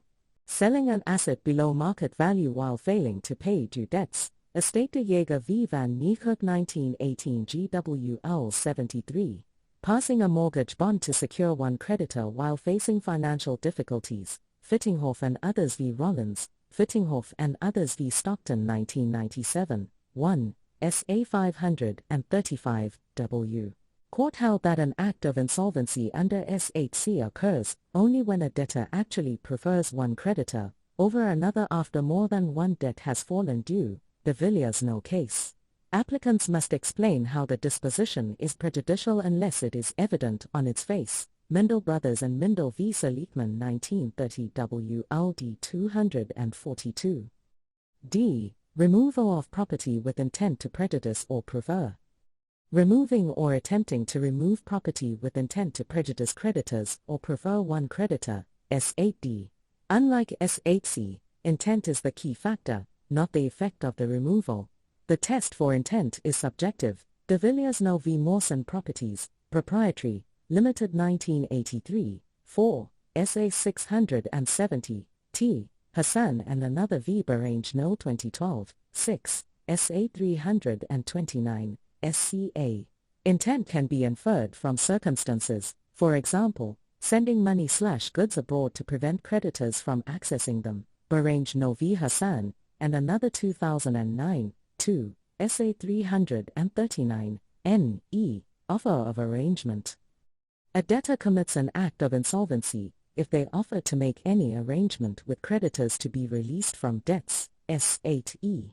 The arrangement must indicate an inability to pay debts, Labels Corporacy BPK v. Joubert 1983, SA 1117, T. Example, offering to pay creditors 50 cents in the rand and mentioning possible surrender, Jusub v. Suma 1930 TPD 773.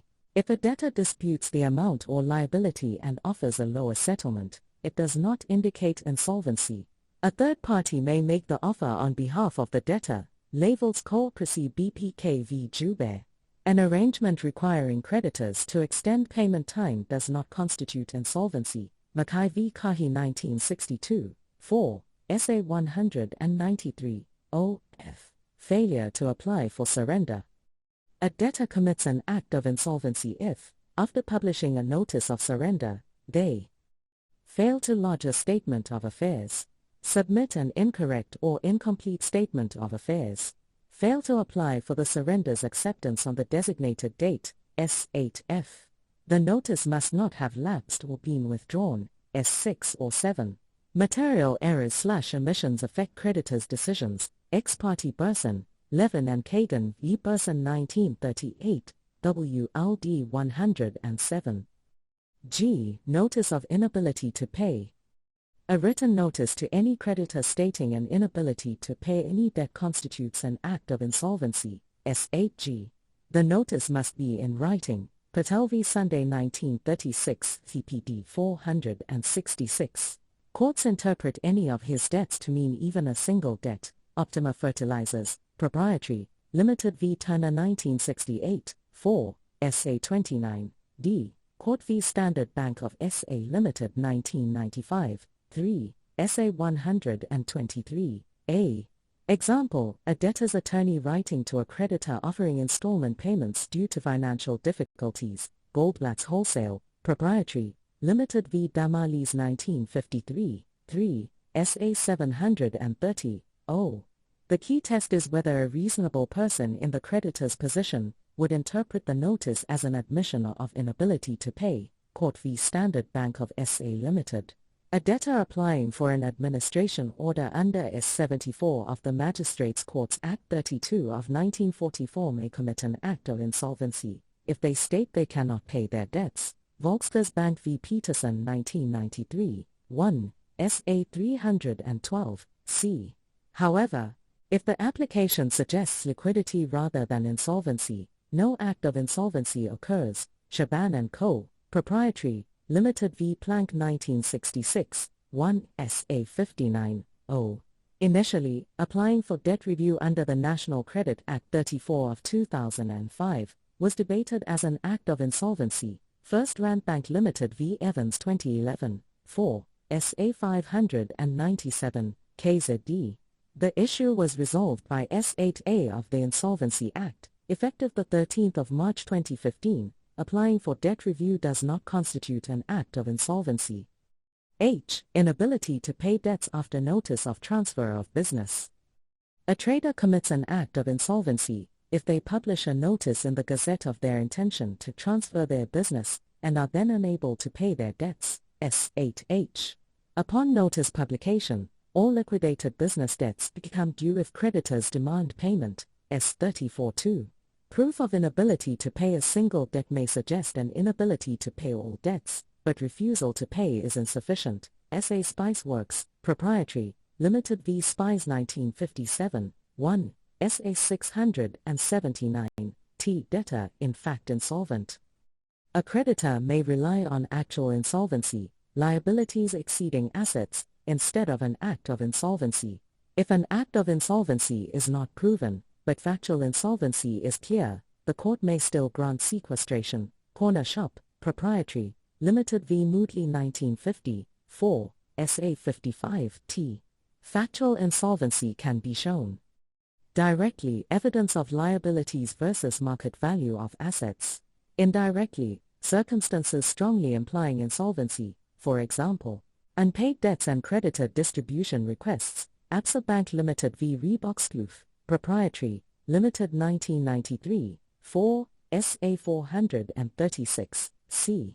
Market value, not for sale value, is used to assess immovable property. Investec Bank Limited v. Lambrecht Snow 2019, 5, S.A. 179, WCC. Mere failure to pay debts or requesting time to pay does not automatically prove insolvency. Corner Shop, Proprietary, Limited v. Moodley, Meyer and Key v. Marie 1967, 3, S.A. 27, T. Next page. 3.1.3 Reason to believe sequestration will be to the advantage of creditors. Legal requirement for sequestration advantage. Before granting a final sequestration order, the court must be satisfied that sequestration will benefit creditors. S12(1)(c) Insolvency Act. Creditors refers to all creditors or the general body of creditors. Latzoff v. Raubenheimer 1959, 1 S.A. 90, 094.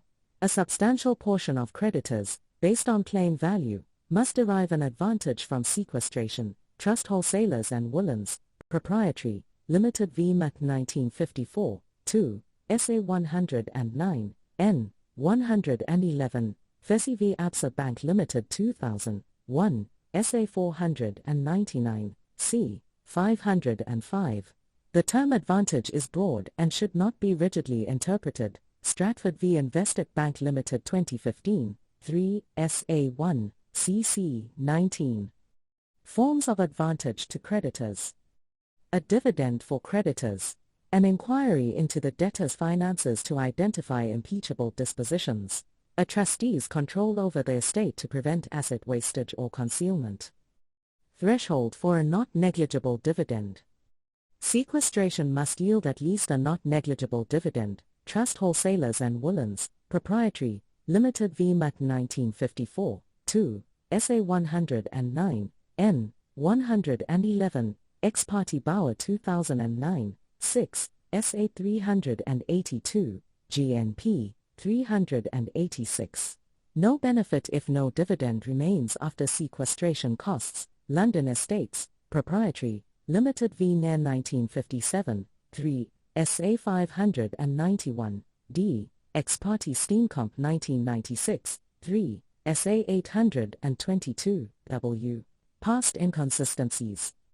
5 cents in the rand deemed sufficient. Absa Bank Limited v. de Klerk 1999, 4, S.A. 835, E. 840.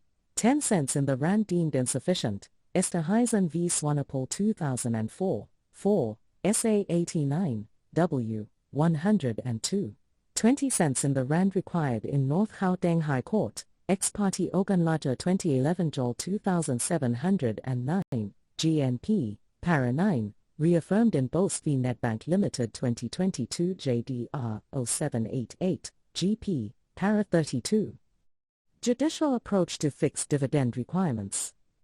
Gauteng practice direction applies only to friendly sequestrations. Courier ITSA, Proprietary, Limited v. Van Staden 2022 JDR 0464, GJ, Paris 41-4. Constitutional Court disapproved set dividend thresholds for hostile sequestrations. Stratford v. Investec Bank Limited 2015, 3, SA 1, CC 19. Lay AJ's ruling. The test should assess the reasonable prospect of an actual payment to creditors.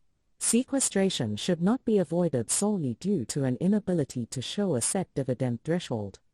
Case law on advantage to creditors. Shackleton Credit Management v. Ngakatau 2022 Jol 52144, GJ No specific dividend required. Sivnayan v. Ramjathan, 2021 JDR 2726, GJ emphasized tangible benefit. Body Corporate Bedford Place v. Mesquita 2021 JDR 2163, GJ Para 19, courts must assess sequestration impact on creditors as a whole. Wild and Ma, Proprietary, Limited v. Ibrahim 2019 JDR 1871, GJ, applied flexible approach to determining advantage. Comparison between sequestration and execution. Sequestration must yield a greater dividend than execution. Gade v. Danmanta Holdings 1978, 1, SA 1066, N. 1068-70.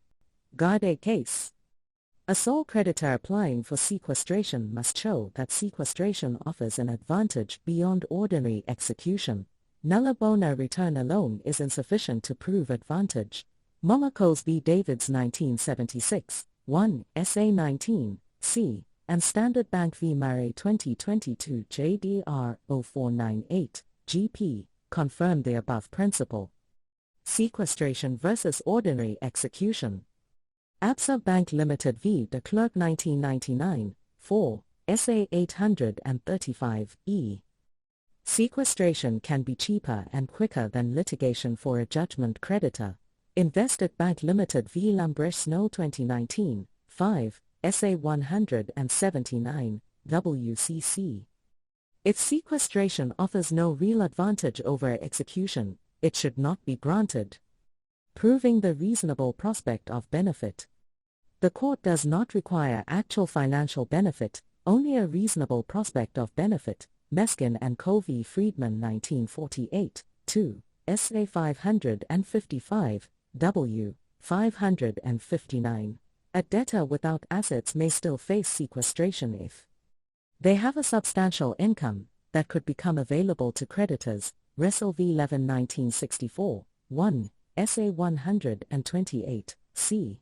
A trustee could recover concealed or misappropriated assets. BP Southern Africa, Proprietary, Limited v. Furstenberg 1966, 1, SA 717, 0720. Latsoff v. Raubenheimer 1959, 1 SA 90, 0. A debtor without visible assets was found to have potential assets, based on past business activities. Commissioner, SAS v. Hawker Air Services 2006, 4, SA 292, SCA 306. Sequestration was justified due to potential fraudulent transactions. Burden of proof on the sequestrating creditor. Wilkins v. Peterson 1937 CPD 165. The sequestrating creditor bears the onus of proving the advantage to creditors.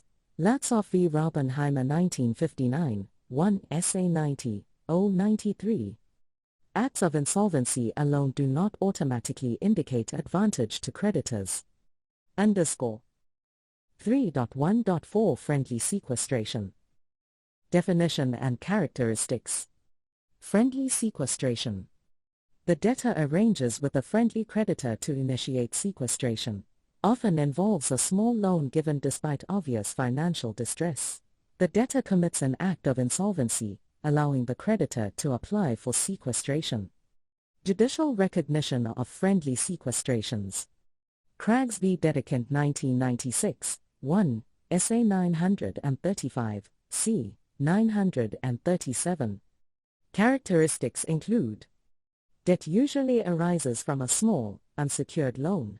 No formal loan agreement or documentation. Debtor and creditor are often related, for example, family or close associates. The debtor admits inability to pay, often providing a detailed asset and liability statement. Next page. Friendly sequestrations, legal position and case law. 1. Overview of friendly sequestrations. A friendly sequestration occurs when a creditor applies for the compulsory sequestration of a debtor's estate, often to assist the debtor rather than primarily to recover a debt. Courts acknowledge that friendly sequestrations are commonplace. Smith v. Porritt and others 2008, 6, SA 303, SCA 308. 2. Legal principles governing friendly sequestrations. Legitimate applications. A sequestration order is not precluded simply because the creditor cooperates with the debtor, or is motivated by goodwill. Chatham and others v. Chatham 1958, 4, SA 36, N. Van Ruyen v. Van Ruyen, Automutual Investments, EC, Proprietary, Limited, Intervening Creditor, 2000, 2 All SA 485, SE, Merits TA Merits and Kiri Kenmiester v. Walters, and another 2002, 1, SA 689, C. 703. Courts should not refuse sequestration orders, solely due to a friendly relationship between the parties. Beinash & Co v. Nathan, Standard Bank of South Africa Limited intervening, 1998, 3, SA 540, W. 541, Esterhuizen v. Swanepoel and 16 other cases 2004, 4, SA 89, W. 91. Risks of collusion and malpractice. Courts must be cautious of collusion where debtor and creditor are not at arm's length. Van Ruyen v. Van Ruyen, Supra, 489. Common forms of malpractice in friendly sequestrations include fictitious claims or fabricated debts, inclusion of protected or non-saleable assets to inflate the asset base, overvaluation of assets or underestimation of sequestration costs, repeated extensions of the return date for final sequestration to avoid creditors, ex parte Steenkamp and related cases 1996, 3, SA 822, W. 825-6, Beinash & Co v. Nathan, Supra, 542-3, Esterhuizen v. Swanepoel, Supra, 92-3, Dunlop Tires, Proprietary, Limited v. Brewitt 1999, 2, SA 580, W. 582-3. 3. Case law demonstrating abuses of friendly sequestration. Huntrex 337, Proprietary, Limited T. Huntrex Debt Collection Services v. Vosloo, and another 2014, 1, SA 227, GNP, 231-2. Debt counselors' fees were ceded to Huntrex, which then applied for sequestration when debtors failed to pay. Indicators of collusion. Debtors chose Huntrex's office as their domicile, ensuring they wouldn't receive court papers. H failed to investigate debtors' assets before applying for sequestration. The court held that Huntrex's actions were an underhand scheme to enable debtors to escape liability. Mthimkhulu v. Rampersad and another, BOE Bank Limited, intervening creditor, 2000, 3 All SA 512, N. 514. Described how friendly sequestrations were abused to hold sales in execution. Typical scheme involved: a debtor creating a small, unsecured debt with a friendly creditor, a standardized Section 8G letter declaring inability to repay, application drafted in urgency just before property auction. After obtaining sequestration, debtor avoids service to delay proceedings. The result: sale in execution is stopped, genuine creditors lose interest, and the debtor avoids paying debts. Plum on Plumbers v. Lauderdale and another 2013, 1 SA 60, KZD, 63-4. Court noticed identical wording in affidavits across multiple applications by the same attorney. The same valuer and counsel were used in all cases. Court held that false affidavits misrepresented the deponent's knowledge of facts. 4. Policy considerations and judicial scrutiny of friendly sequestrations. Courts recognize that friendly sequestrations may be used as a mechanism for escaping debt. Mthimkhulu v. Rampersad and another, Supra. A debtor can use sequestration to discourage creditors from proving claims, leading to automatic rehabilitation after 6 months. C. 19, 2.13. Judicial approach. Courts must scrutinize friendly sequestrations carefully to prevent abuse and ensure compliance with the Insolvency Act, Clemrock, Proprietary, Limited v. de Klerk and another 1973, 3, SA 925, W. Epstein v. Epstein 1987, 4, SA 606, C. 611, Ex parte Steenkamp, and related cases 1996, 3, SA 822, W. 825, Van Eyck v. Kirkwood 1997, 1, SA 289, SE 290, Stryker v. Verjoen, 1999, 3 all SA 257, North Carolina, 261-2. Requirements for friendly sequestrations. The sequestrating creditor must provide full details of the claim and locus standi, Craggs v. Dedekind 937, Meyer v. Batten 1999, 1, SA 1041, W. 1042. If based on an unsecured loan, reasons why no security was taken. Mthimkhulu v. Rampersad, Supra, 517. Documentary proof of the claim, receipts, bank records, Craggs v. Dedekind 937, Meyer v. Batten 1042.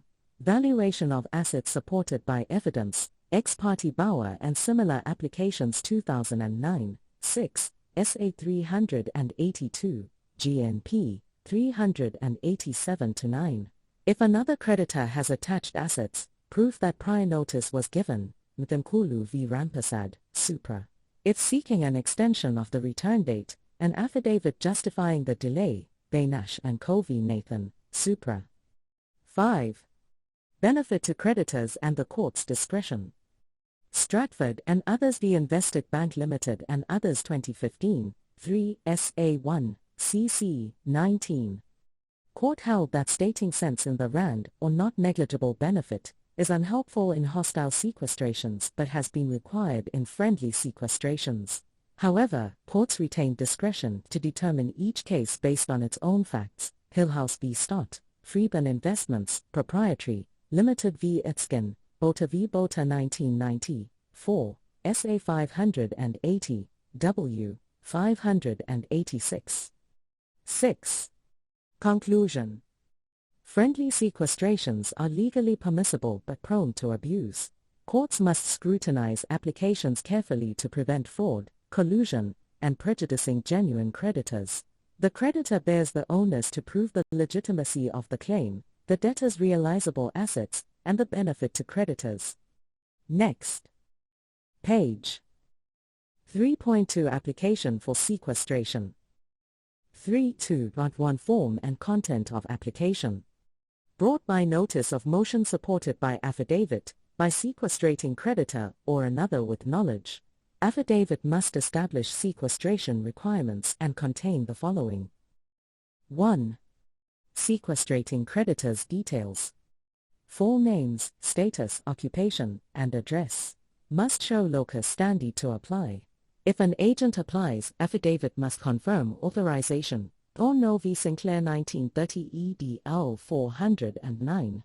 If signed by a company director/official, authorization must be alleged or facts proving it provided. Lurie Brothers Limited v. Arcake, 1927, 48 NPD 139.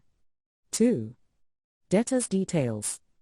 Full names, date of birth, ID number, marital status, S93A.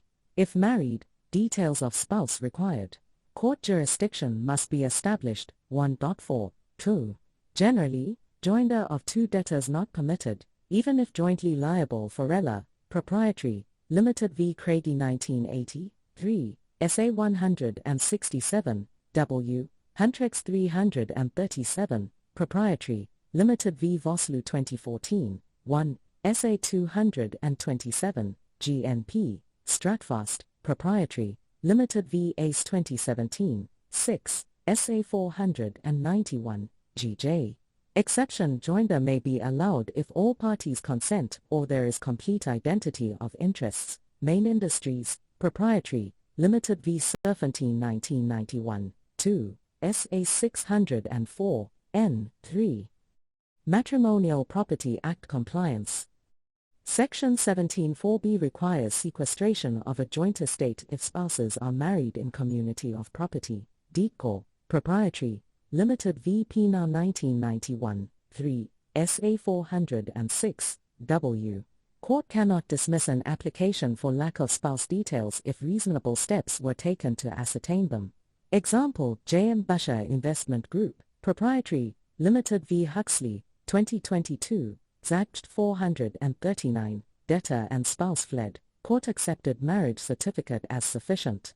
Failure to comply with S17(4)b does not automatically invalidate proceedings. Absa Bank Limited T.A. Trust, Bank v. Goosen 1998, 2, SA 550, W. 552. Example, Rotilo v. Dos Santos 1995, 4, SA 117, W. Court extended rule nisi to allow service on spouse. 4. Claim details.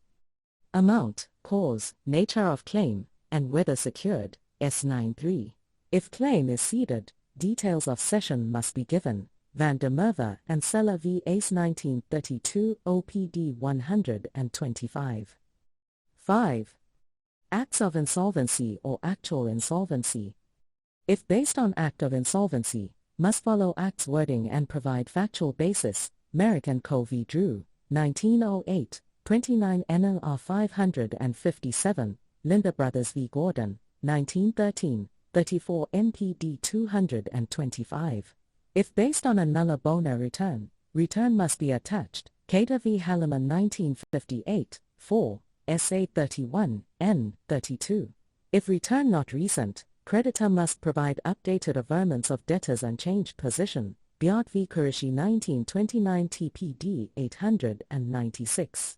If based on actual insolvency, must provide prima facie evidence. Corner Shop, Proprietary, Limited v. Moodley 1950, 4, SA 55, T 59.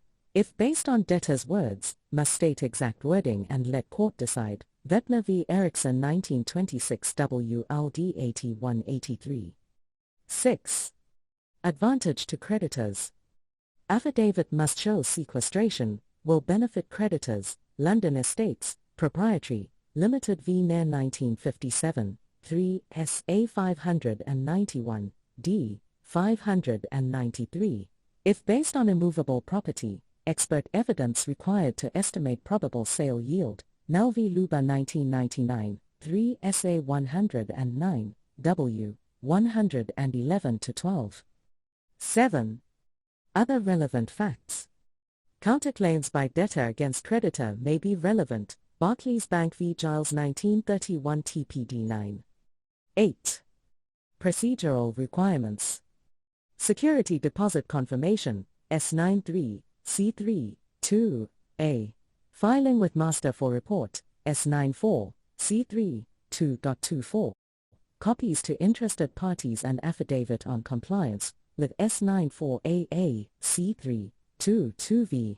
Documents must comply with Act. Originals not needed but must be available for inspection. Sugden v. Beaconhurst Dairies 1963, 2, SA 174, E. 187. New matter in replying affidavit generally not allowed unless justified. Shepherd v. Mitchell Cox 1984, 3, SA 202, T. 205. Clayhans v. Van de Westhuizen 1970, 1, SA 565, O. Intervening creditors' affidavits may be used to establish insolvency. Ace v. Duplessis 2001, 3, SA 250, C_.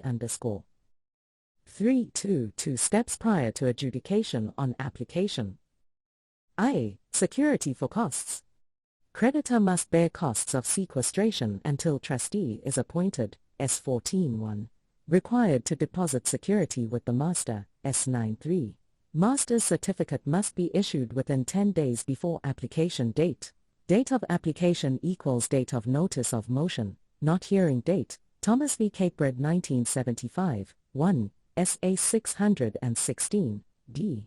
Certificate must be before court at hearing, not necessarily when filed. Court v. Standard Bank 1995, 3, SA 123, A, 131. 2. Search of master's records. In Western Cape, applicant's attorney must affirm search showing debtor's estate is not already under sequestration or voluntary surrender, in Re Hugo 1921 CPD 742. 3. Filing of application at court. Notice of motion, founding affidavit, and supporting documents must be filed with registrar before hearing. 4. Master's report. Copy of application must be lodged with master, S94. If no master at the court seat, papers must go to designated officer, Government Gazette. Master may report facts justifying postponement or dismissal, for example, debtor's estate already sequestrated. Copy of report sent to sequestrating creditor, who may file answering affidavit, S95. In Western Cape, master's report must be obtained before set down. Practice Note No. 5, amended 2004, SA 135, C. Applies to provisional sequestration and liquidation applications. Practice Note Item 3. Next page. Copy of papers to debtor and other parties. Requirement to furnish a copy to the debtor. The applicant must provide a copy of the sequestration application to the debtor, S94AA. 4. The court may dispense with this requirement and grant a provisional sequestration order, without notice if it is in the interest of creditors or the debtor, IBID. The term furnish is used instead of serve, suggesting that informal service is sufficient. Barange No v. Hassan, and another 2009, 2, SA 339, N. 353.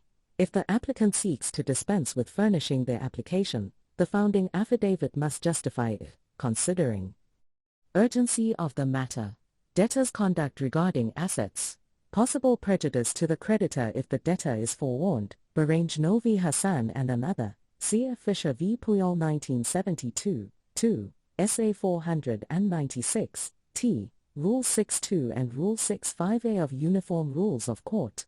No exhaustive list of factors, each case is judged on its facts. Barange No v. Hassan, and another 353. Alternative means of furnishing. Furnish requires making the application available, in a manner reasonably likely to be accessible. Stratford and others v. Invested Bank Limited and others 2015, 3, SA 1, CC 17. Leaving the document in an accessible location, such as on a kitchen table, was considered sufficient notice. Stratford, Supra. Suggested additional means, SMS or WhatsApp for communication with employees, CF 1.7.32, second bullet and 3, 2.4. Previous practice before S94AA, 4 ex-parte provisional orders were sometimes granted based on documentary evidence, for example, nulla bona return. This practice is no longer permissible after S94AA, 4 Stride v. Castellan 2000, 3, SA 662, W. 669. Agreements allowing reinstatement of sequestration applications without notice are against public policy. Standard Bank of SA, Limited v. Aesop 1997, 4, SA 569, D. Additional recipients of the application. The applicant must also furnish a copy of the application to S94AAI 3. Registered trade unions representing the debtor's employees. The debtor's employees themselves. The South African Revenue Service, SARS. This must be done within a reasonable time before the application is heard. Swindale Trading Enterprise, Proprietary, Limited v. Fabiju Security Services CC, and another 2014, 3, SA 231, GJ, 236-8. Methods of furnishing to employees. The application must be furnished to employees using one of the following, S94AA, 2AA, BB. Affixing a copy to a notice board accessible inside the debtor's premises. If no access to premises, affixing a copy to the front gate of the premises. If the first two are not possible, affixing a copy to the front door of the debtor's last known business premises. Affidavit requirement for proof of furnishing. The person who actually furnished the copies, for example, sheriff, must file an affidavit confirming compliance before or during the hearing, S94AB. The affidavit must specify actions taken at the place of employment, circumstances encountered, steps taken to notify employees and determine union membership, pilot freight, proprietary, limited v. von Landsberg Trading, proprietary, limited 2015, 2, SA 550, GJ 557. If compliance was impossible, it must be explained. EB Steam Company, proprietary, limited v. Eskom Holdings SOC Limited, Supra, 534. Strict compliance versus substantial compliance. Notice and affidavit requirements are peremptory. Standard Bank of SA Limited v. Supersad, and another 2005, 4, SA 148, C. 156, EB Steam Company, proprietary, limited v. Eskom Holdings, SOC Limited 532, 534-5. However, strict compliance is required only where possible. If no employees exist, non-compliance is not fatal. Hanover Reinsurance Group Africa, proprietary, limited and another v. Gangudu, and another 2012, 1, SA 125, GSJ, 132. If employee status is uncertain, the applicant must state their inability to determine it. Substantial compliance may suffice. Moodleye No and others v. Hendricks No and others 2011, 2, SA 199, WCC, 206. Alternative means of compliance are acceptable. Methods of furnishing must not become peremptory. EB Steam Company, proprietary, limited v. Eskom Holdings SOC Limited, Supra, 535. The court does not require proof that all employees actually received the notice, only that reasonable steps were taken. Labor Relations Act requirements. Under S197b2 of the Labor Relations Act 66 of 1995, an employer who receives a sequestration application must furnish a copy to any consulting party, as defined in S189 of the Act. A consulting party includes any party with whom the employer must consult before dismissing employees for operational reasons, S189 LRA, see also 2.5.3. Next page. Copy of papers to debtor and other parties. 1. Obligation to furnish a copy of the application. The applicant must furnish a copy of the sequestration application to the debtor, S94AA. 4. The court has discretion to dispense with this requirement and make a provisional sequestration order without notice if it serves the interests of creditors or the debtor, IBID. 2. Interpretation of furnish versus serve. The term furnish suggests informal service is sufficient. Barange Novi Hassan, and another 2009, 2, SA 339, N. 353. The creditor must justify dispensing with notice in the founding affidavit, considering urgency of the matter, debtor's conduct regarding assets, potential prejudice to the creditor if the debtor is forewarned. Barange Novi Hassan and another, Ibid, Fisher v. Puyol 1972, 2, SA 496, T, Rule 6.2 and Rule 6.5a of the Uniform Rules of Court. 3. Court's discretion and precedents. Each case is assessed based on its own circumstances. Barange Novi Hassan and another, Supra, 353. Courts have recognized informal methods of furnishing documents, for example, leaving a copy on a kitchen table, Stratford and others v. Investec Bank Limited and others 2015, 3 SA1, CC, 17. The use of SMS or WhatsApp may also be acceptable for notifying employees. EB Steam Company, proprietary, Limited v. Eskom Holdings SOC Limited 2015, 2, SA 526, SCA 534. 4. Impact of S94AA 4 on High Court practices. Prior to S94AA 4, courts allowed ex parte provisional orders based solely on documentary evidence, for example, nulla bona return, Dowsby Schultz 1989, 4, SA 315, North Carolina, Van Wyck, von Ludwig and Hanekom Incorporated v. Ferguson, 2001, 2 all SA 592, c. After S94AA 4.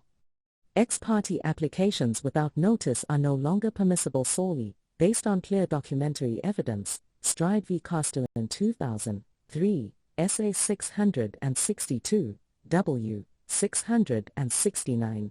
Contract clauses allowing reinstatement of sequestration applications without notice are against public policy, Standard Bank of SA, Limited via SOP 1997, 4, SA 569, B. 5.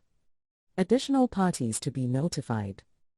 The applicant must also furnish a copy of the application to every registered trade union representing the debtor's employees, the debtor's employees themselves, the South African Revenue Service, SARS S94AAI, 3, Svendal Trading Enterprise, Proprietary, Limited and another via Bidiju Security Services CC, and another 2014, 3, SA 231, GJ, 236-8. 6. Methods of furnishing application to employees. The application must be furnished to employees in one of the following ways. Inside the debtor's premises, by affixing a copy to a notice board accessible to both the applicant and employees. If no access to premises, by affixing a copy to the front gate. If no front gate, by affixing a copy to the front door of the business premises at the time of application. S94AA 2AA BB. 7. Affidavit requirement. The applicant must file an affidavit, before or during the hearing, by the person who actually furnished the application, detailing actions taken at the debtor's place of business, circumstances encountered, steps taken to notify employees and determine their union membership. S94AB, Pilot Freight, Proprietary, Limited v. von Landsberg Trading, Proprietary, Limited 2015, 2, SA 550, GJ 557. Impossibility of compliance or alternative means of compliance must be explained. EB Steam Company, Proprietary, Limited v. Eskom Holdings SOC Limited, Supra, 534. 8. Peremptory nature of notice requirements. Courts consider notice requirements as peremptory, but substantial compliance may be sufficient. Hanover Reinsurance Group Africa, Proprietary, Limited and another v. Gangudu, and another 2012, 1, SA 125, GSJ. If no evidence suggests that the debtor has employees, failure to notify employees is not fatal. Hendricks No and others v. Cape Kingdom, Proprietary, Limited 2010, 5, SA 274, WCC. Personal notification suffices if employees are no longer at the business premises. Moodlai No and others v. Hendricks No and others 2011, 2, SA 199, WCC. Courts may allow substantial compliance. EB Steam Company, Proprietary, Limited v. Eskom Holdings SOC Limited, Supra, 535. Modes of furnishing the application are directory, not peremptory. The applicant does not need to prove that every employee has seen their application. 9. Labor Relations Act obligations. Under S197b2 of the Labor Relations Act 66 of 1995, an employer receiving a sequestration application must provide a copy to any consulting party, as defined in S189 of the Act. Consulting party refers to the party the employer would consult regarding operational dismissals, see also 2.5.3. Next, include the Roman numeral. Page.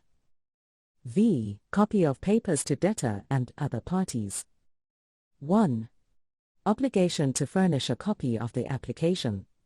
The applicant must furnish a copy of the sequestration application to the debtor, S94AA. 4. The court has discretion to dispense with this requirement and make a provisional sequestration order without notice if it serves the interests of creditors or the debtor, IBID. 2. Interpretation of furnish versus serve.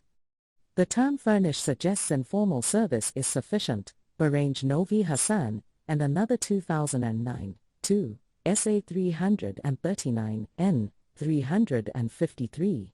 The creditor must justify dispensing with notice in the founding affidavit, considering urgency of the matter, debtor's conduct regarding assets, potential prejudice to the creditor if the debtor is forewarned.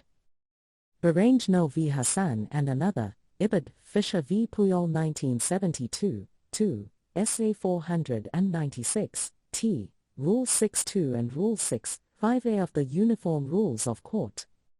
3. Court's discretion and precedents. Each case is assessed based on its own circumstances, Barange Novi Hassan and another, Supra, 353. Courts have recognized informal methods of furnishing documents, for example, leaving a copy on a kitchen table, Stratford and others v. Investec Bank Limited and others 2015, 3 SA1, CC, 17.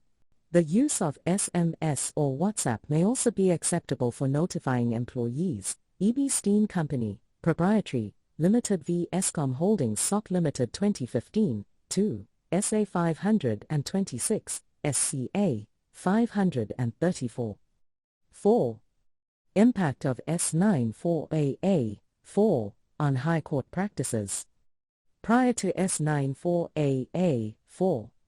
Courts allowed ex parte provisional orders based solely on documentary evidence, for example, nulla bona return, Dalsby Schultz 1989, 4, SA 315, North Carolina, Van Wyck, Von Ludwig and Hanekom Incorporated v. Ferguson, 2001, 2 all SA 592, c. After S94AA, 4. Ex parte applications without notice are no longer permissible solely, based on clear documentary evidence, Stride v. Castellan 2000, 3, SA 662, W. 669. Contract clauses allowing reinstatement of sequestration applications without notice are against public policy, Standard Bank of SA, Limited v. ASOP 1997, 4, SA 569, B. 5. Additional parties to be notified.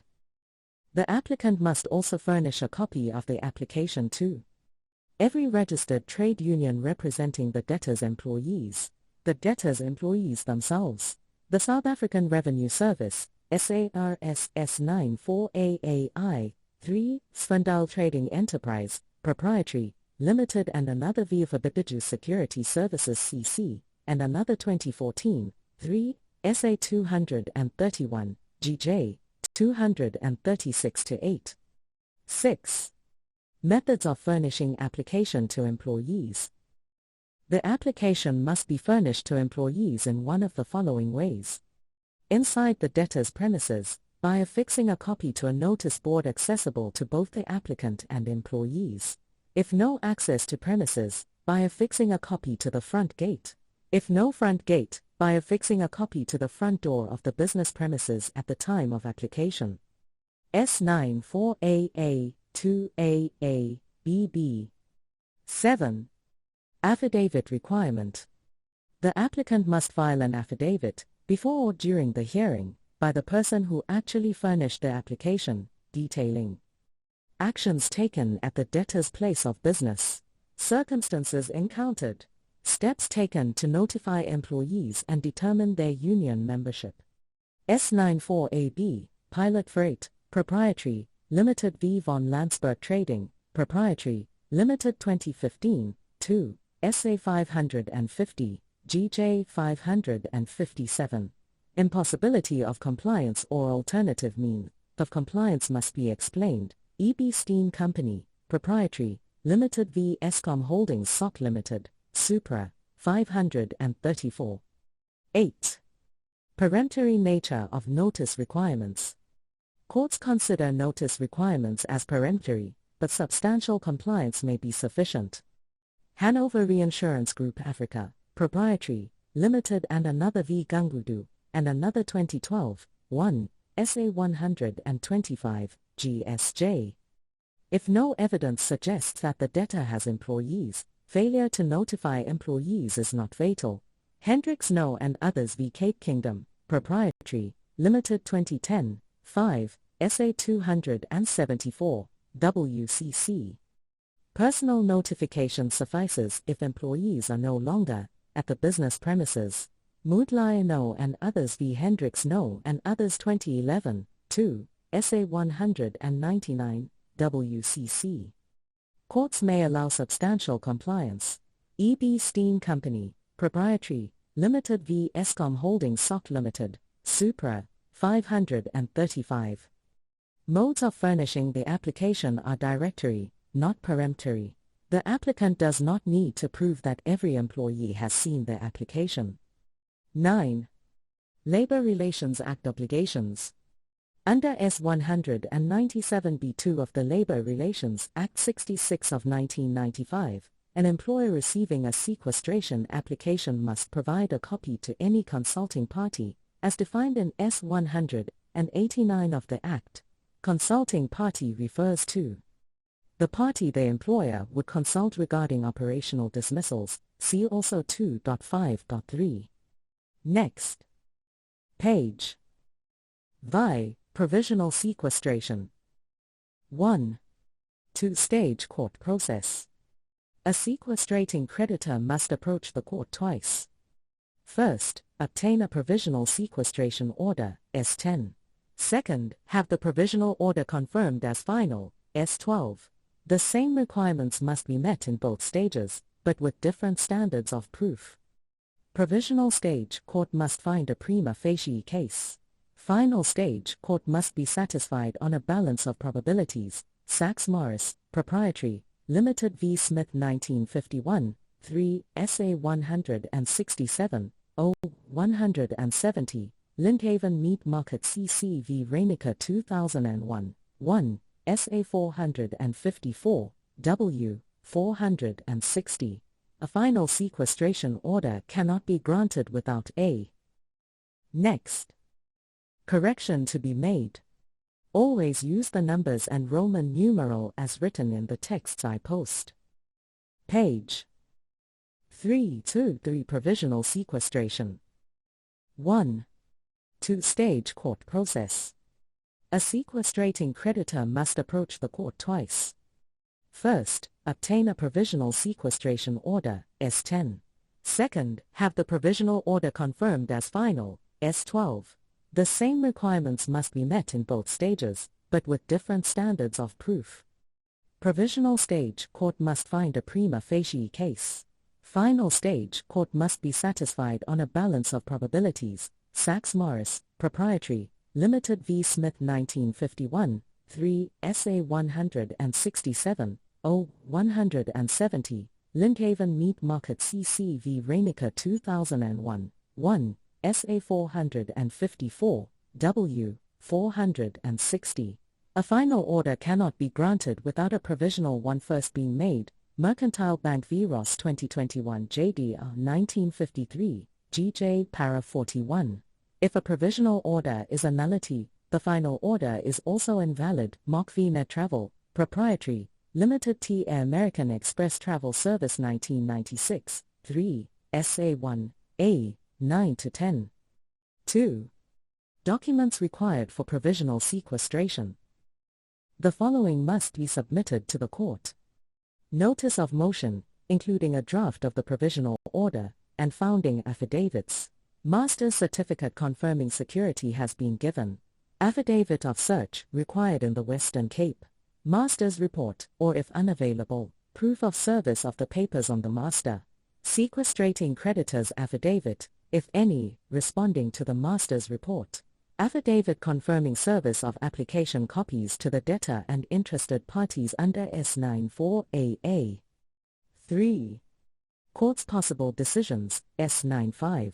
After reviewing the documents, the court may grant a provisional sequestration order, dismiss the application, postpone the hearing, issue any other just order. If a provisional order is granted, the court must simultaneously issue a rule nisi, requiring the debtor to show cause why final sequestration should not be granted, S11(1). 4. Purpose and standard of proof. Provisional sequestration provides a fast remedy to preserve the debtor's estate and enforce the creditor's claim. Provincial Building Society of South Africa v. Du Bois 1966, 3, SA 76, W. 80. The court may rely on incomplete or hearsay evidence, but not on evidence obtained in violation of the debtor's constitutional rights. Lenco Holdings Limited and others v. Eckstein and others 1996, 2, SA 693, N. Lotta v. Arlo, and another 2002, 6, SA 60, T. 64. 5. Standard of proof in opposed versus unopposed cases. Unopposed cases, the test is whether the creditor's allegations, if assumed to be true, satisfy sequestration requirements. Opposed cases, the test is whether, after considering both parties' affidavits, sequestration is proven on a balance of probabilities. Khalil v. Decotex, Proprietary, Limited and another 1988, 1, SA 943, A. 976. 6. Referral to oral evidence. If the creditor's case is strong, the court will not refer the matter to oral evidence. If the balance of probabilities is evenly split, referral to oral evidence is more likely. Khalil v. Decotex, Proprietary, Limited and another Supra, 978-9, Provincial Building Society of South Africa v. Du Bois, Supra, 80-2, Atkinson v. Rare Earth Extraction Company, Limited 2002, 2, SA 547, C. 553. 7. Disputed claims in sequestration proceedings.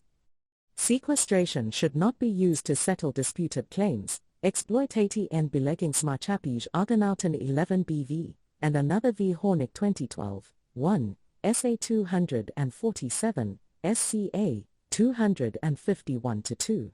If a debtor disputes a claim on reasonable and bona fide grounds, sequestration should be postponed until the claim is proven. Payslip Investment Holdings, CVY2K Tech Limited 2001, 4, SA 781, C. 783, Lindhaven Meat Market CCV Reinica, Supra, 458-9, Lynn and Main Incorporated v. Nadu, and another 2006, 1, SA 59, N. 66. Payslip Investment Holdings DCV Y2K Tech Limited, Supra, 783. 2 types of disputes. 1.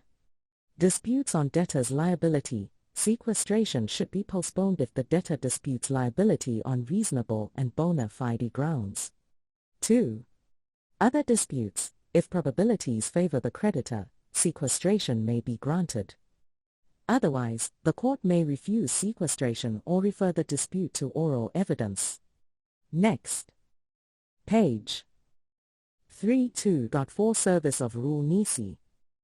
1. Service on the debtor.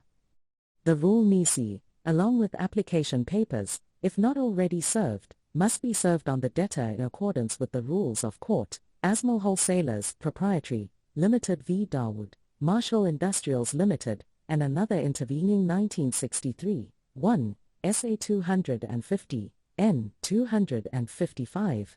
If the debtor has been absent for 21 days from usual residence and business, if any, within South Africa, then the court may order alternative service by attaching a copy to the courthouse door, publishing it in the Government Gazette, any other mode of service the court deems appropriate. S11(2).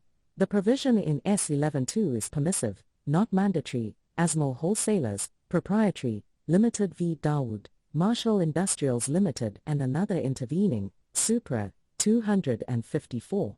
The court can choose a practical method to bring the rule to the debtor's attention. Scordas v. Nisiotis 1955, 1, SA 395, B. 397. Alternative methods of service.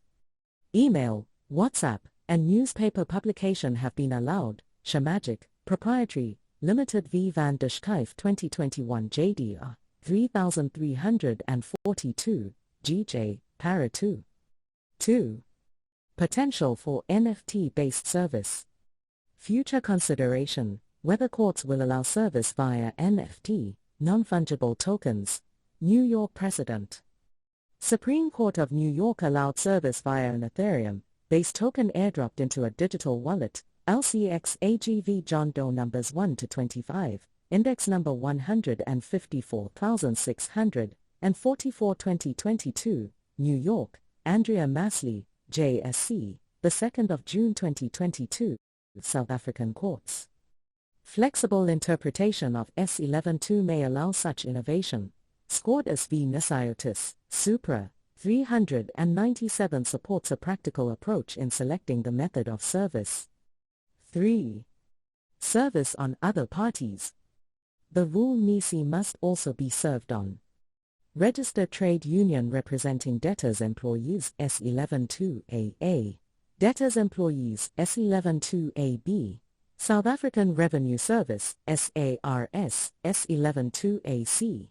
Service on SARS includes providing the sequestration application S94A, serving the provisional sequestration order S11.2AC. Both are mandatory requirements. Chaliza v. Govinda and another 2016, 4, SA 397, SCA 401. 4. Service on employees S11.2AB must be effected in one of three ways. 1. Affixing a copy to a notice board inside the debtor's premises accessible to employees. 2. If no accessible notice board, affixing a copy to the front gate. 3. If no front gate, affixing a copy to the front door of the debtor's business premises at the time of the application. 5. Sheriff's duties S11.4. The sheriff must verify whether the employees are represented by a registered trade union, whether a notice board accessible to employees exists inside the employer's premises. Next. Page 3.2.5 Opposition to application. After the rule nisi is granted, the debtor and other interested parties may oppose their application.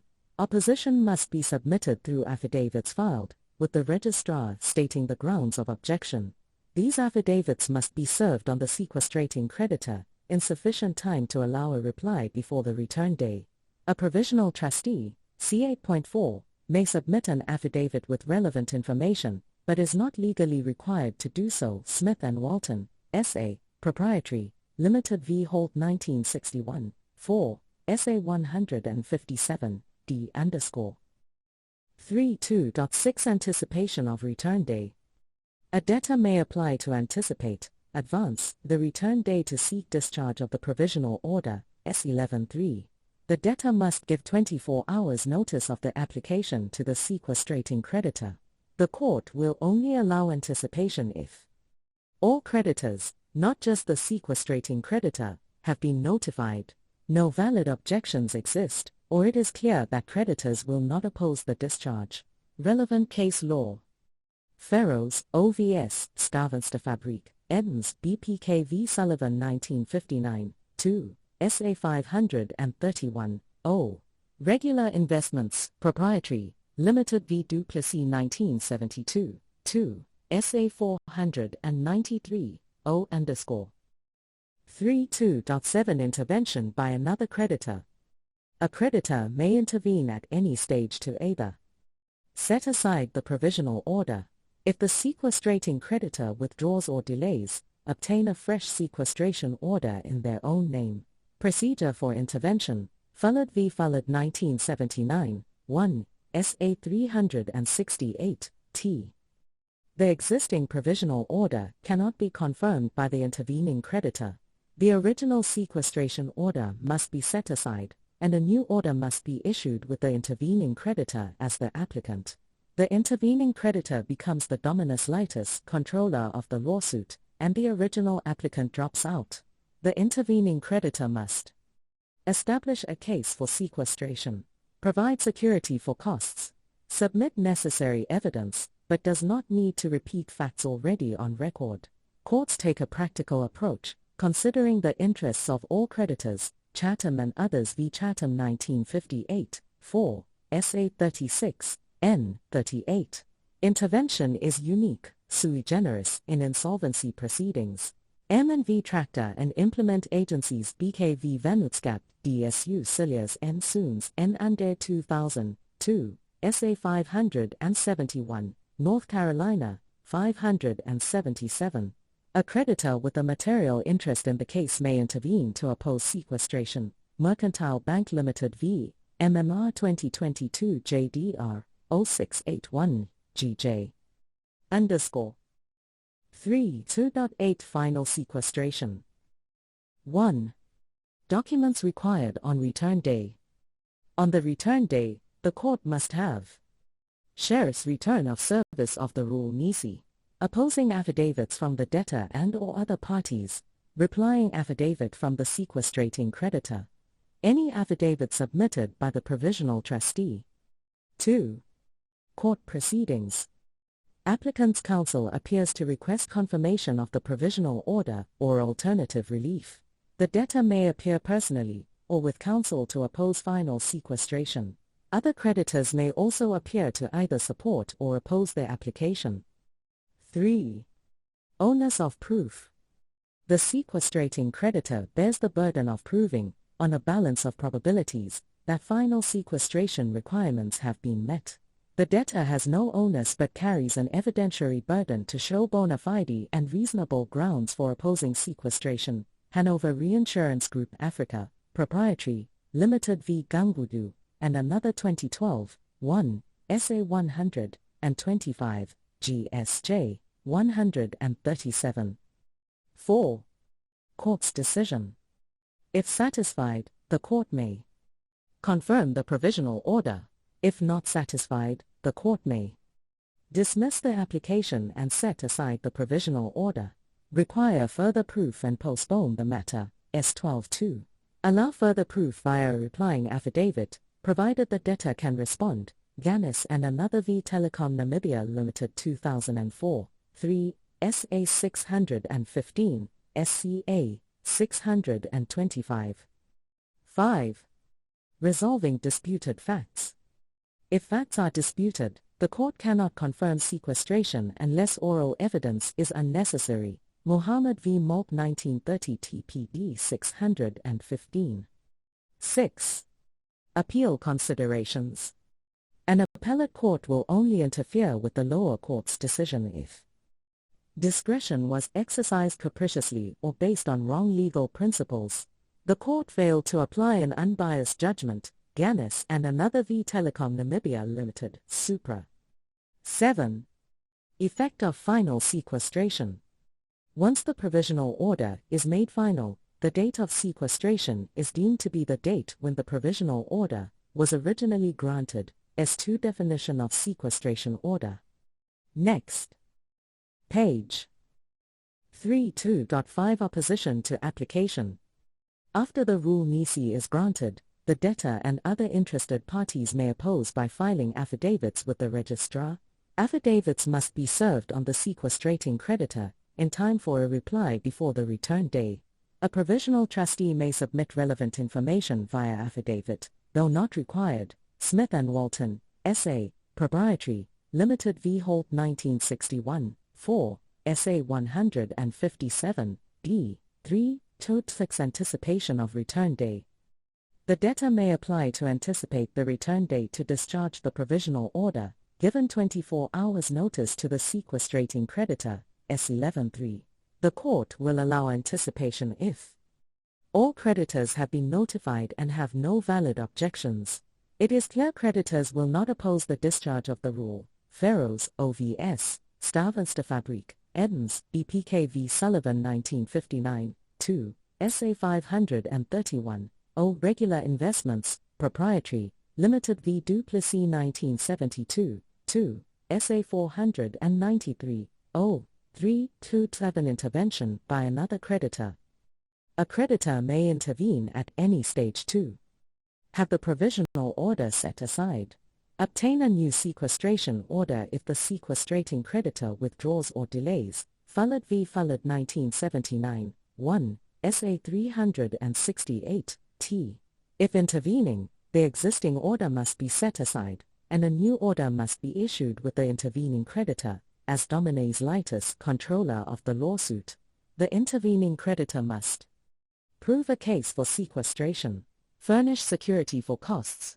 The court considers the general body of creditors' interests, Chatham and others v. Chatham 1958, 4, SA 36, n. Insolvency interventions are procedurally unique, sui generis and require a separate substantive application. M&V Tractor and Implement Agencies, BKV Vennootskap, DSU Cilliers and Soons in Ander 2000, 2, SA 571, North Carolina, 577.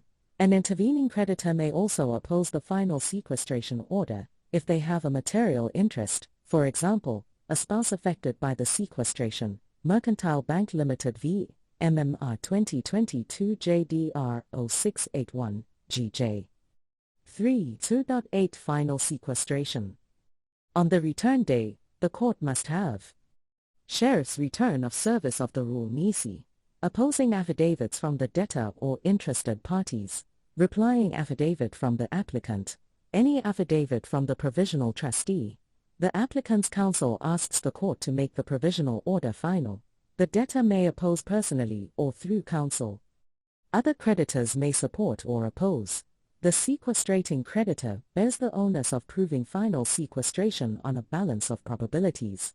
The debtor has no onus but must show bona fide and reasonable grounds for resisting sequestration. Hanover Reinsurance Group Africa, Proprietary, Limited v. Gangudu 2012, 1, SA 125, GSJ 137. If the creditor proves their case, the provisional order is confirmed. If not, the court sets aside the order, or the court requires further proof and postpones the hearing, but not indefinitely. S12-2.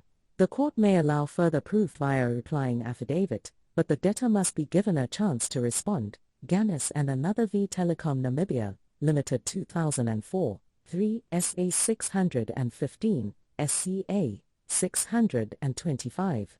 A final sequestration cannot be granted if there are factual disputes requiring oral evidence. Mohammed v. Molk 1930 TPD 615.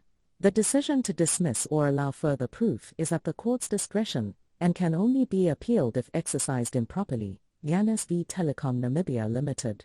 Once made final, the sequestration date is deemed the date of the provisional order. S2. 3.3 Court's discretion. Even if sequestration requirements are met, the court has discretion to refuse a final order. Julie White Dresses, Proprietary, Limited v. Whitehead 1970, 3, SA 218, d. Examples where sequestration was refused. The debtor proved solvency via independent evidence. Chenille Industries v. Forster 1953, 2, SA 691, 0. The debtor's pending lawsuit could clear the debt. Swellendam Municipality v. Kennedy 1934 CPD 448. The creditor's real motive was to prevent a claim against their own relative. Ahmed v. Khan 1947, 2, SA 432, n. Acts of insolvency strengthen a creditor's case but do not guarantee sequestration. Metier and Ziegler Limited v. Carstens 1959, 4, SA 434, SWA. Even if the debtor's assets exceed liabilities, sequestration may be granted or time to pay may be allowed. DeWard v. Andrew and Theenhouse Limited 1907 TS 727. 3.4 Costs of proceedings. The trustee must reimburse the sequestrating creditors tax costs from the estate's first available funds, S14(2). These costs are part of sequestration expenses, S97(2)(c) and 97(3). Opposing costs are only covered if the opposition was reasonable and in good faith. Absa Bank Limited v. Reeboks Kloof, Proprietary, Limited 1993, 4, SA 436, c. Some cases required special circumstances for covering opposition costs. Marshall Industrials Limited v. Pillay 1956, 4, SA 580, d. Intervening creditors' costs are sequestration costs, if the intervention was necessary and in good faith. Ex parte Jordan 1993, 3, SA 448, 0. If an intervening creditor opposes a meritless application, they may receive attorney-client costs. Ruben Rosenblum Family Investments v. Masuba 2003, 3, SA 547, c. 3.5 Unwarranted or vexatious proceedings. The court may award compensation to a debtor if a sequestration application was abusive, malicious or vexatious, S15. The debtor may also sue for common law damages, if sequestration was brought without probable cause. 3.6 Setting aside a sequestration order. A final sequestration order can be appealed by an aggrieved party, S151. Leave to appeal must be obtained first, S17 of the Superior Courts Act 10 of 2013. No appeal is allowed against granting of a provisional sequestration order, Mock v. Travel 1996, 3, SA1, A. Refusal of a provisional order, Gottschalk v. Goff 1997, 4, SA 562, c. Courts can rescind or vary sequestration orders, under S100, and 49(2) and S54(5). A sequestration order may be declared void if the court lacked jurisdiction, but the applicant must prove why they could not appeal and how creditors' rights would be affected. Rutherford v. Ferguson 2002, SA 275, O. Next page. 3.3 Court's discretion. Court has discretion to grant or refuse a sequestration order, even if requirements are met. Julie White Dresses, Proprietary, Limited v. Whitehead 1970, 3, SA 218, D. 219. Court refused sequestration despite proof of insolvency where debtor-proved estate was solvent. Chenille Industries v. Forster 1953, 2, SA 691, 0. Creditor could reapply if claim remained unpaid. The Standard Bank of South Africa Limited v. Murray 2022 JDR 0498, GP. Debtor's pending claim against creditor could nullify debt. Swellendam Municipality v. Kennedy 1934 CPD 448. Creditor's motive was improper. Ahmed v. Khan 1947, 2, SA 432, N. Acts of insolvency strengthen a creditor's case. Metier and Ziegler Limited v. Carstens 1959, 4, SA 434, SWA 435. Judge may sequestrate or grant time to pay, even if debtor proves assets exceed liabilities. DeWard v. Andrew and Theenhouse Limited 19, 07 TS 727, 736-7. 3.4 Costs of proceedings. Sequestrating creditor reimbursed from first available funds of the estate, S14(2). Costs form part of sequestration, and do not need to be proved, SS 97(2)(c) and 97(3). Costs of opposing sequestration only paid if opposition was in good faith and had reasonable prospects of success. Absa Bank Limited v. Reeboks Kloof, Proprietary, Limited and Others 1993, 4, SA 436, c. 450-1, Van Wyk, Von Ludwig and Hanekom Incorporated v. Ferguson, 2001, 2 all SA 592, c. 603. Special circumstances justify the order. Marshall Industrials Limited v. Pillay, and another 1956, 4, SA 580, B. 581, Cohen v. Malenik 1957, 1, SA 615, c. 623-4. Less demanding approach considers bona fides and overall case history. Max No v. Plotier No 2020 JDR 1327, FB, para 9.3. Costs of creditors' intervention are part of sequestration costs if necessary and in good faith. Ex parte Jordan, in Re Gruno Estates, Edens, VPK v. Jordan 1993, 3, SA 448, 0.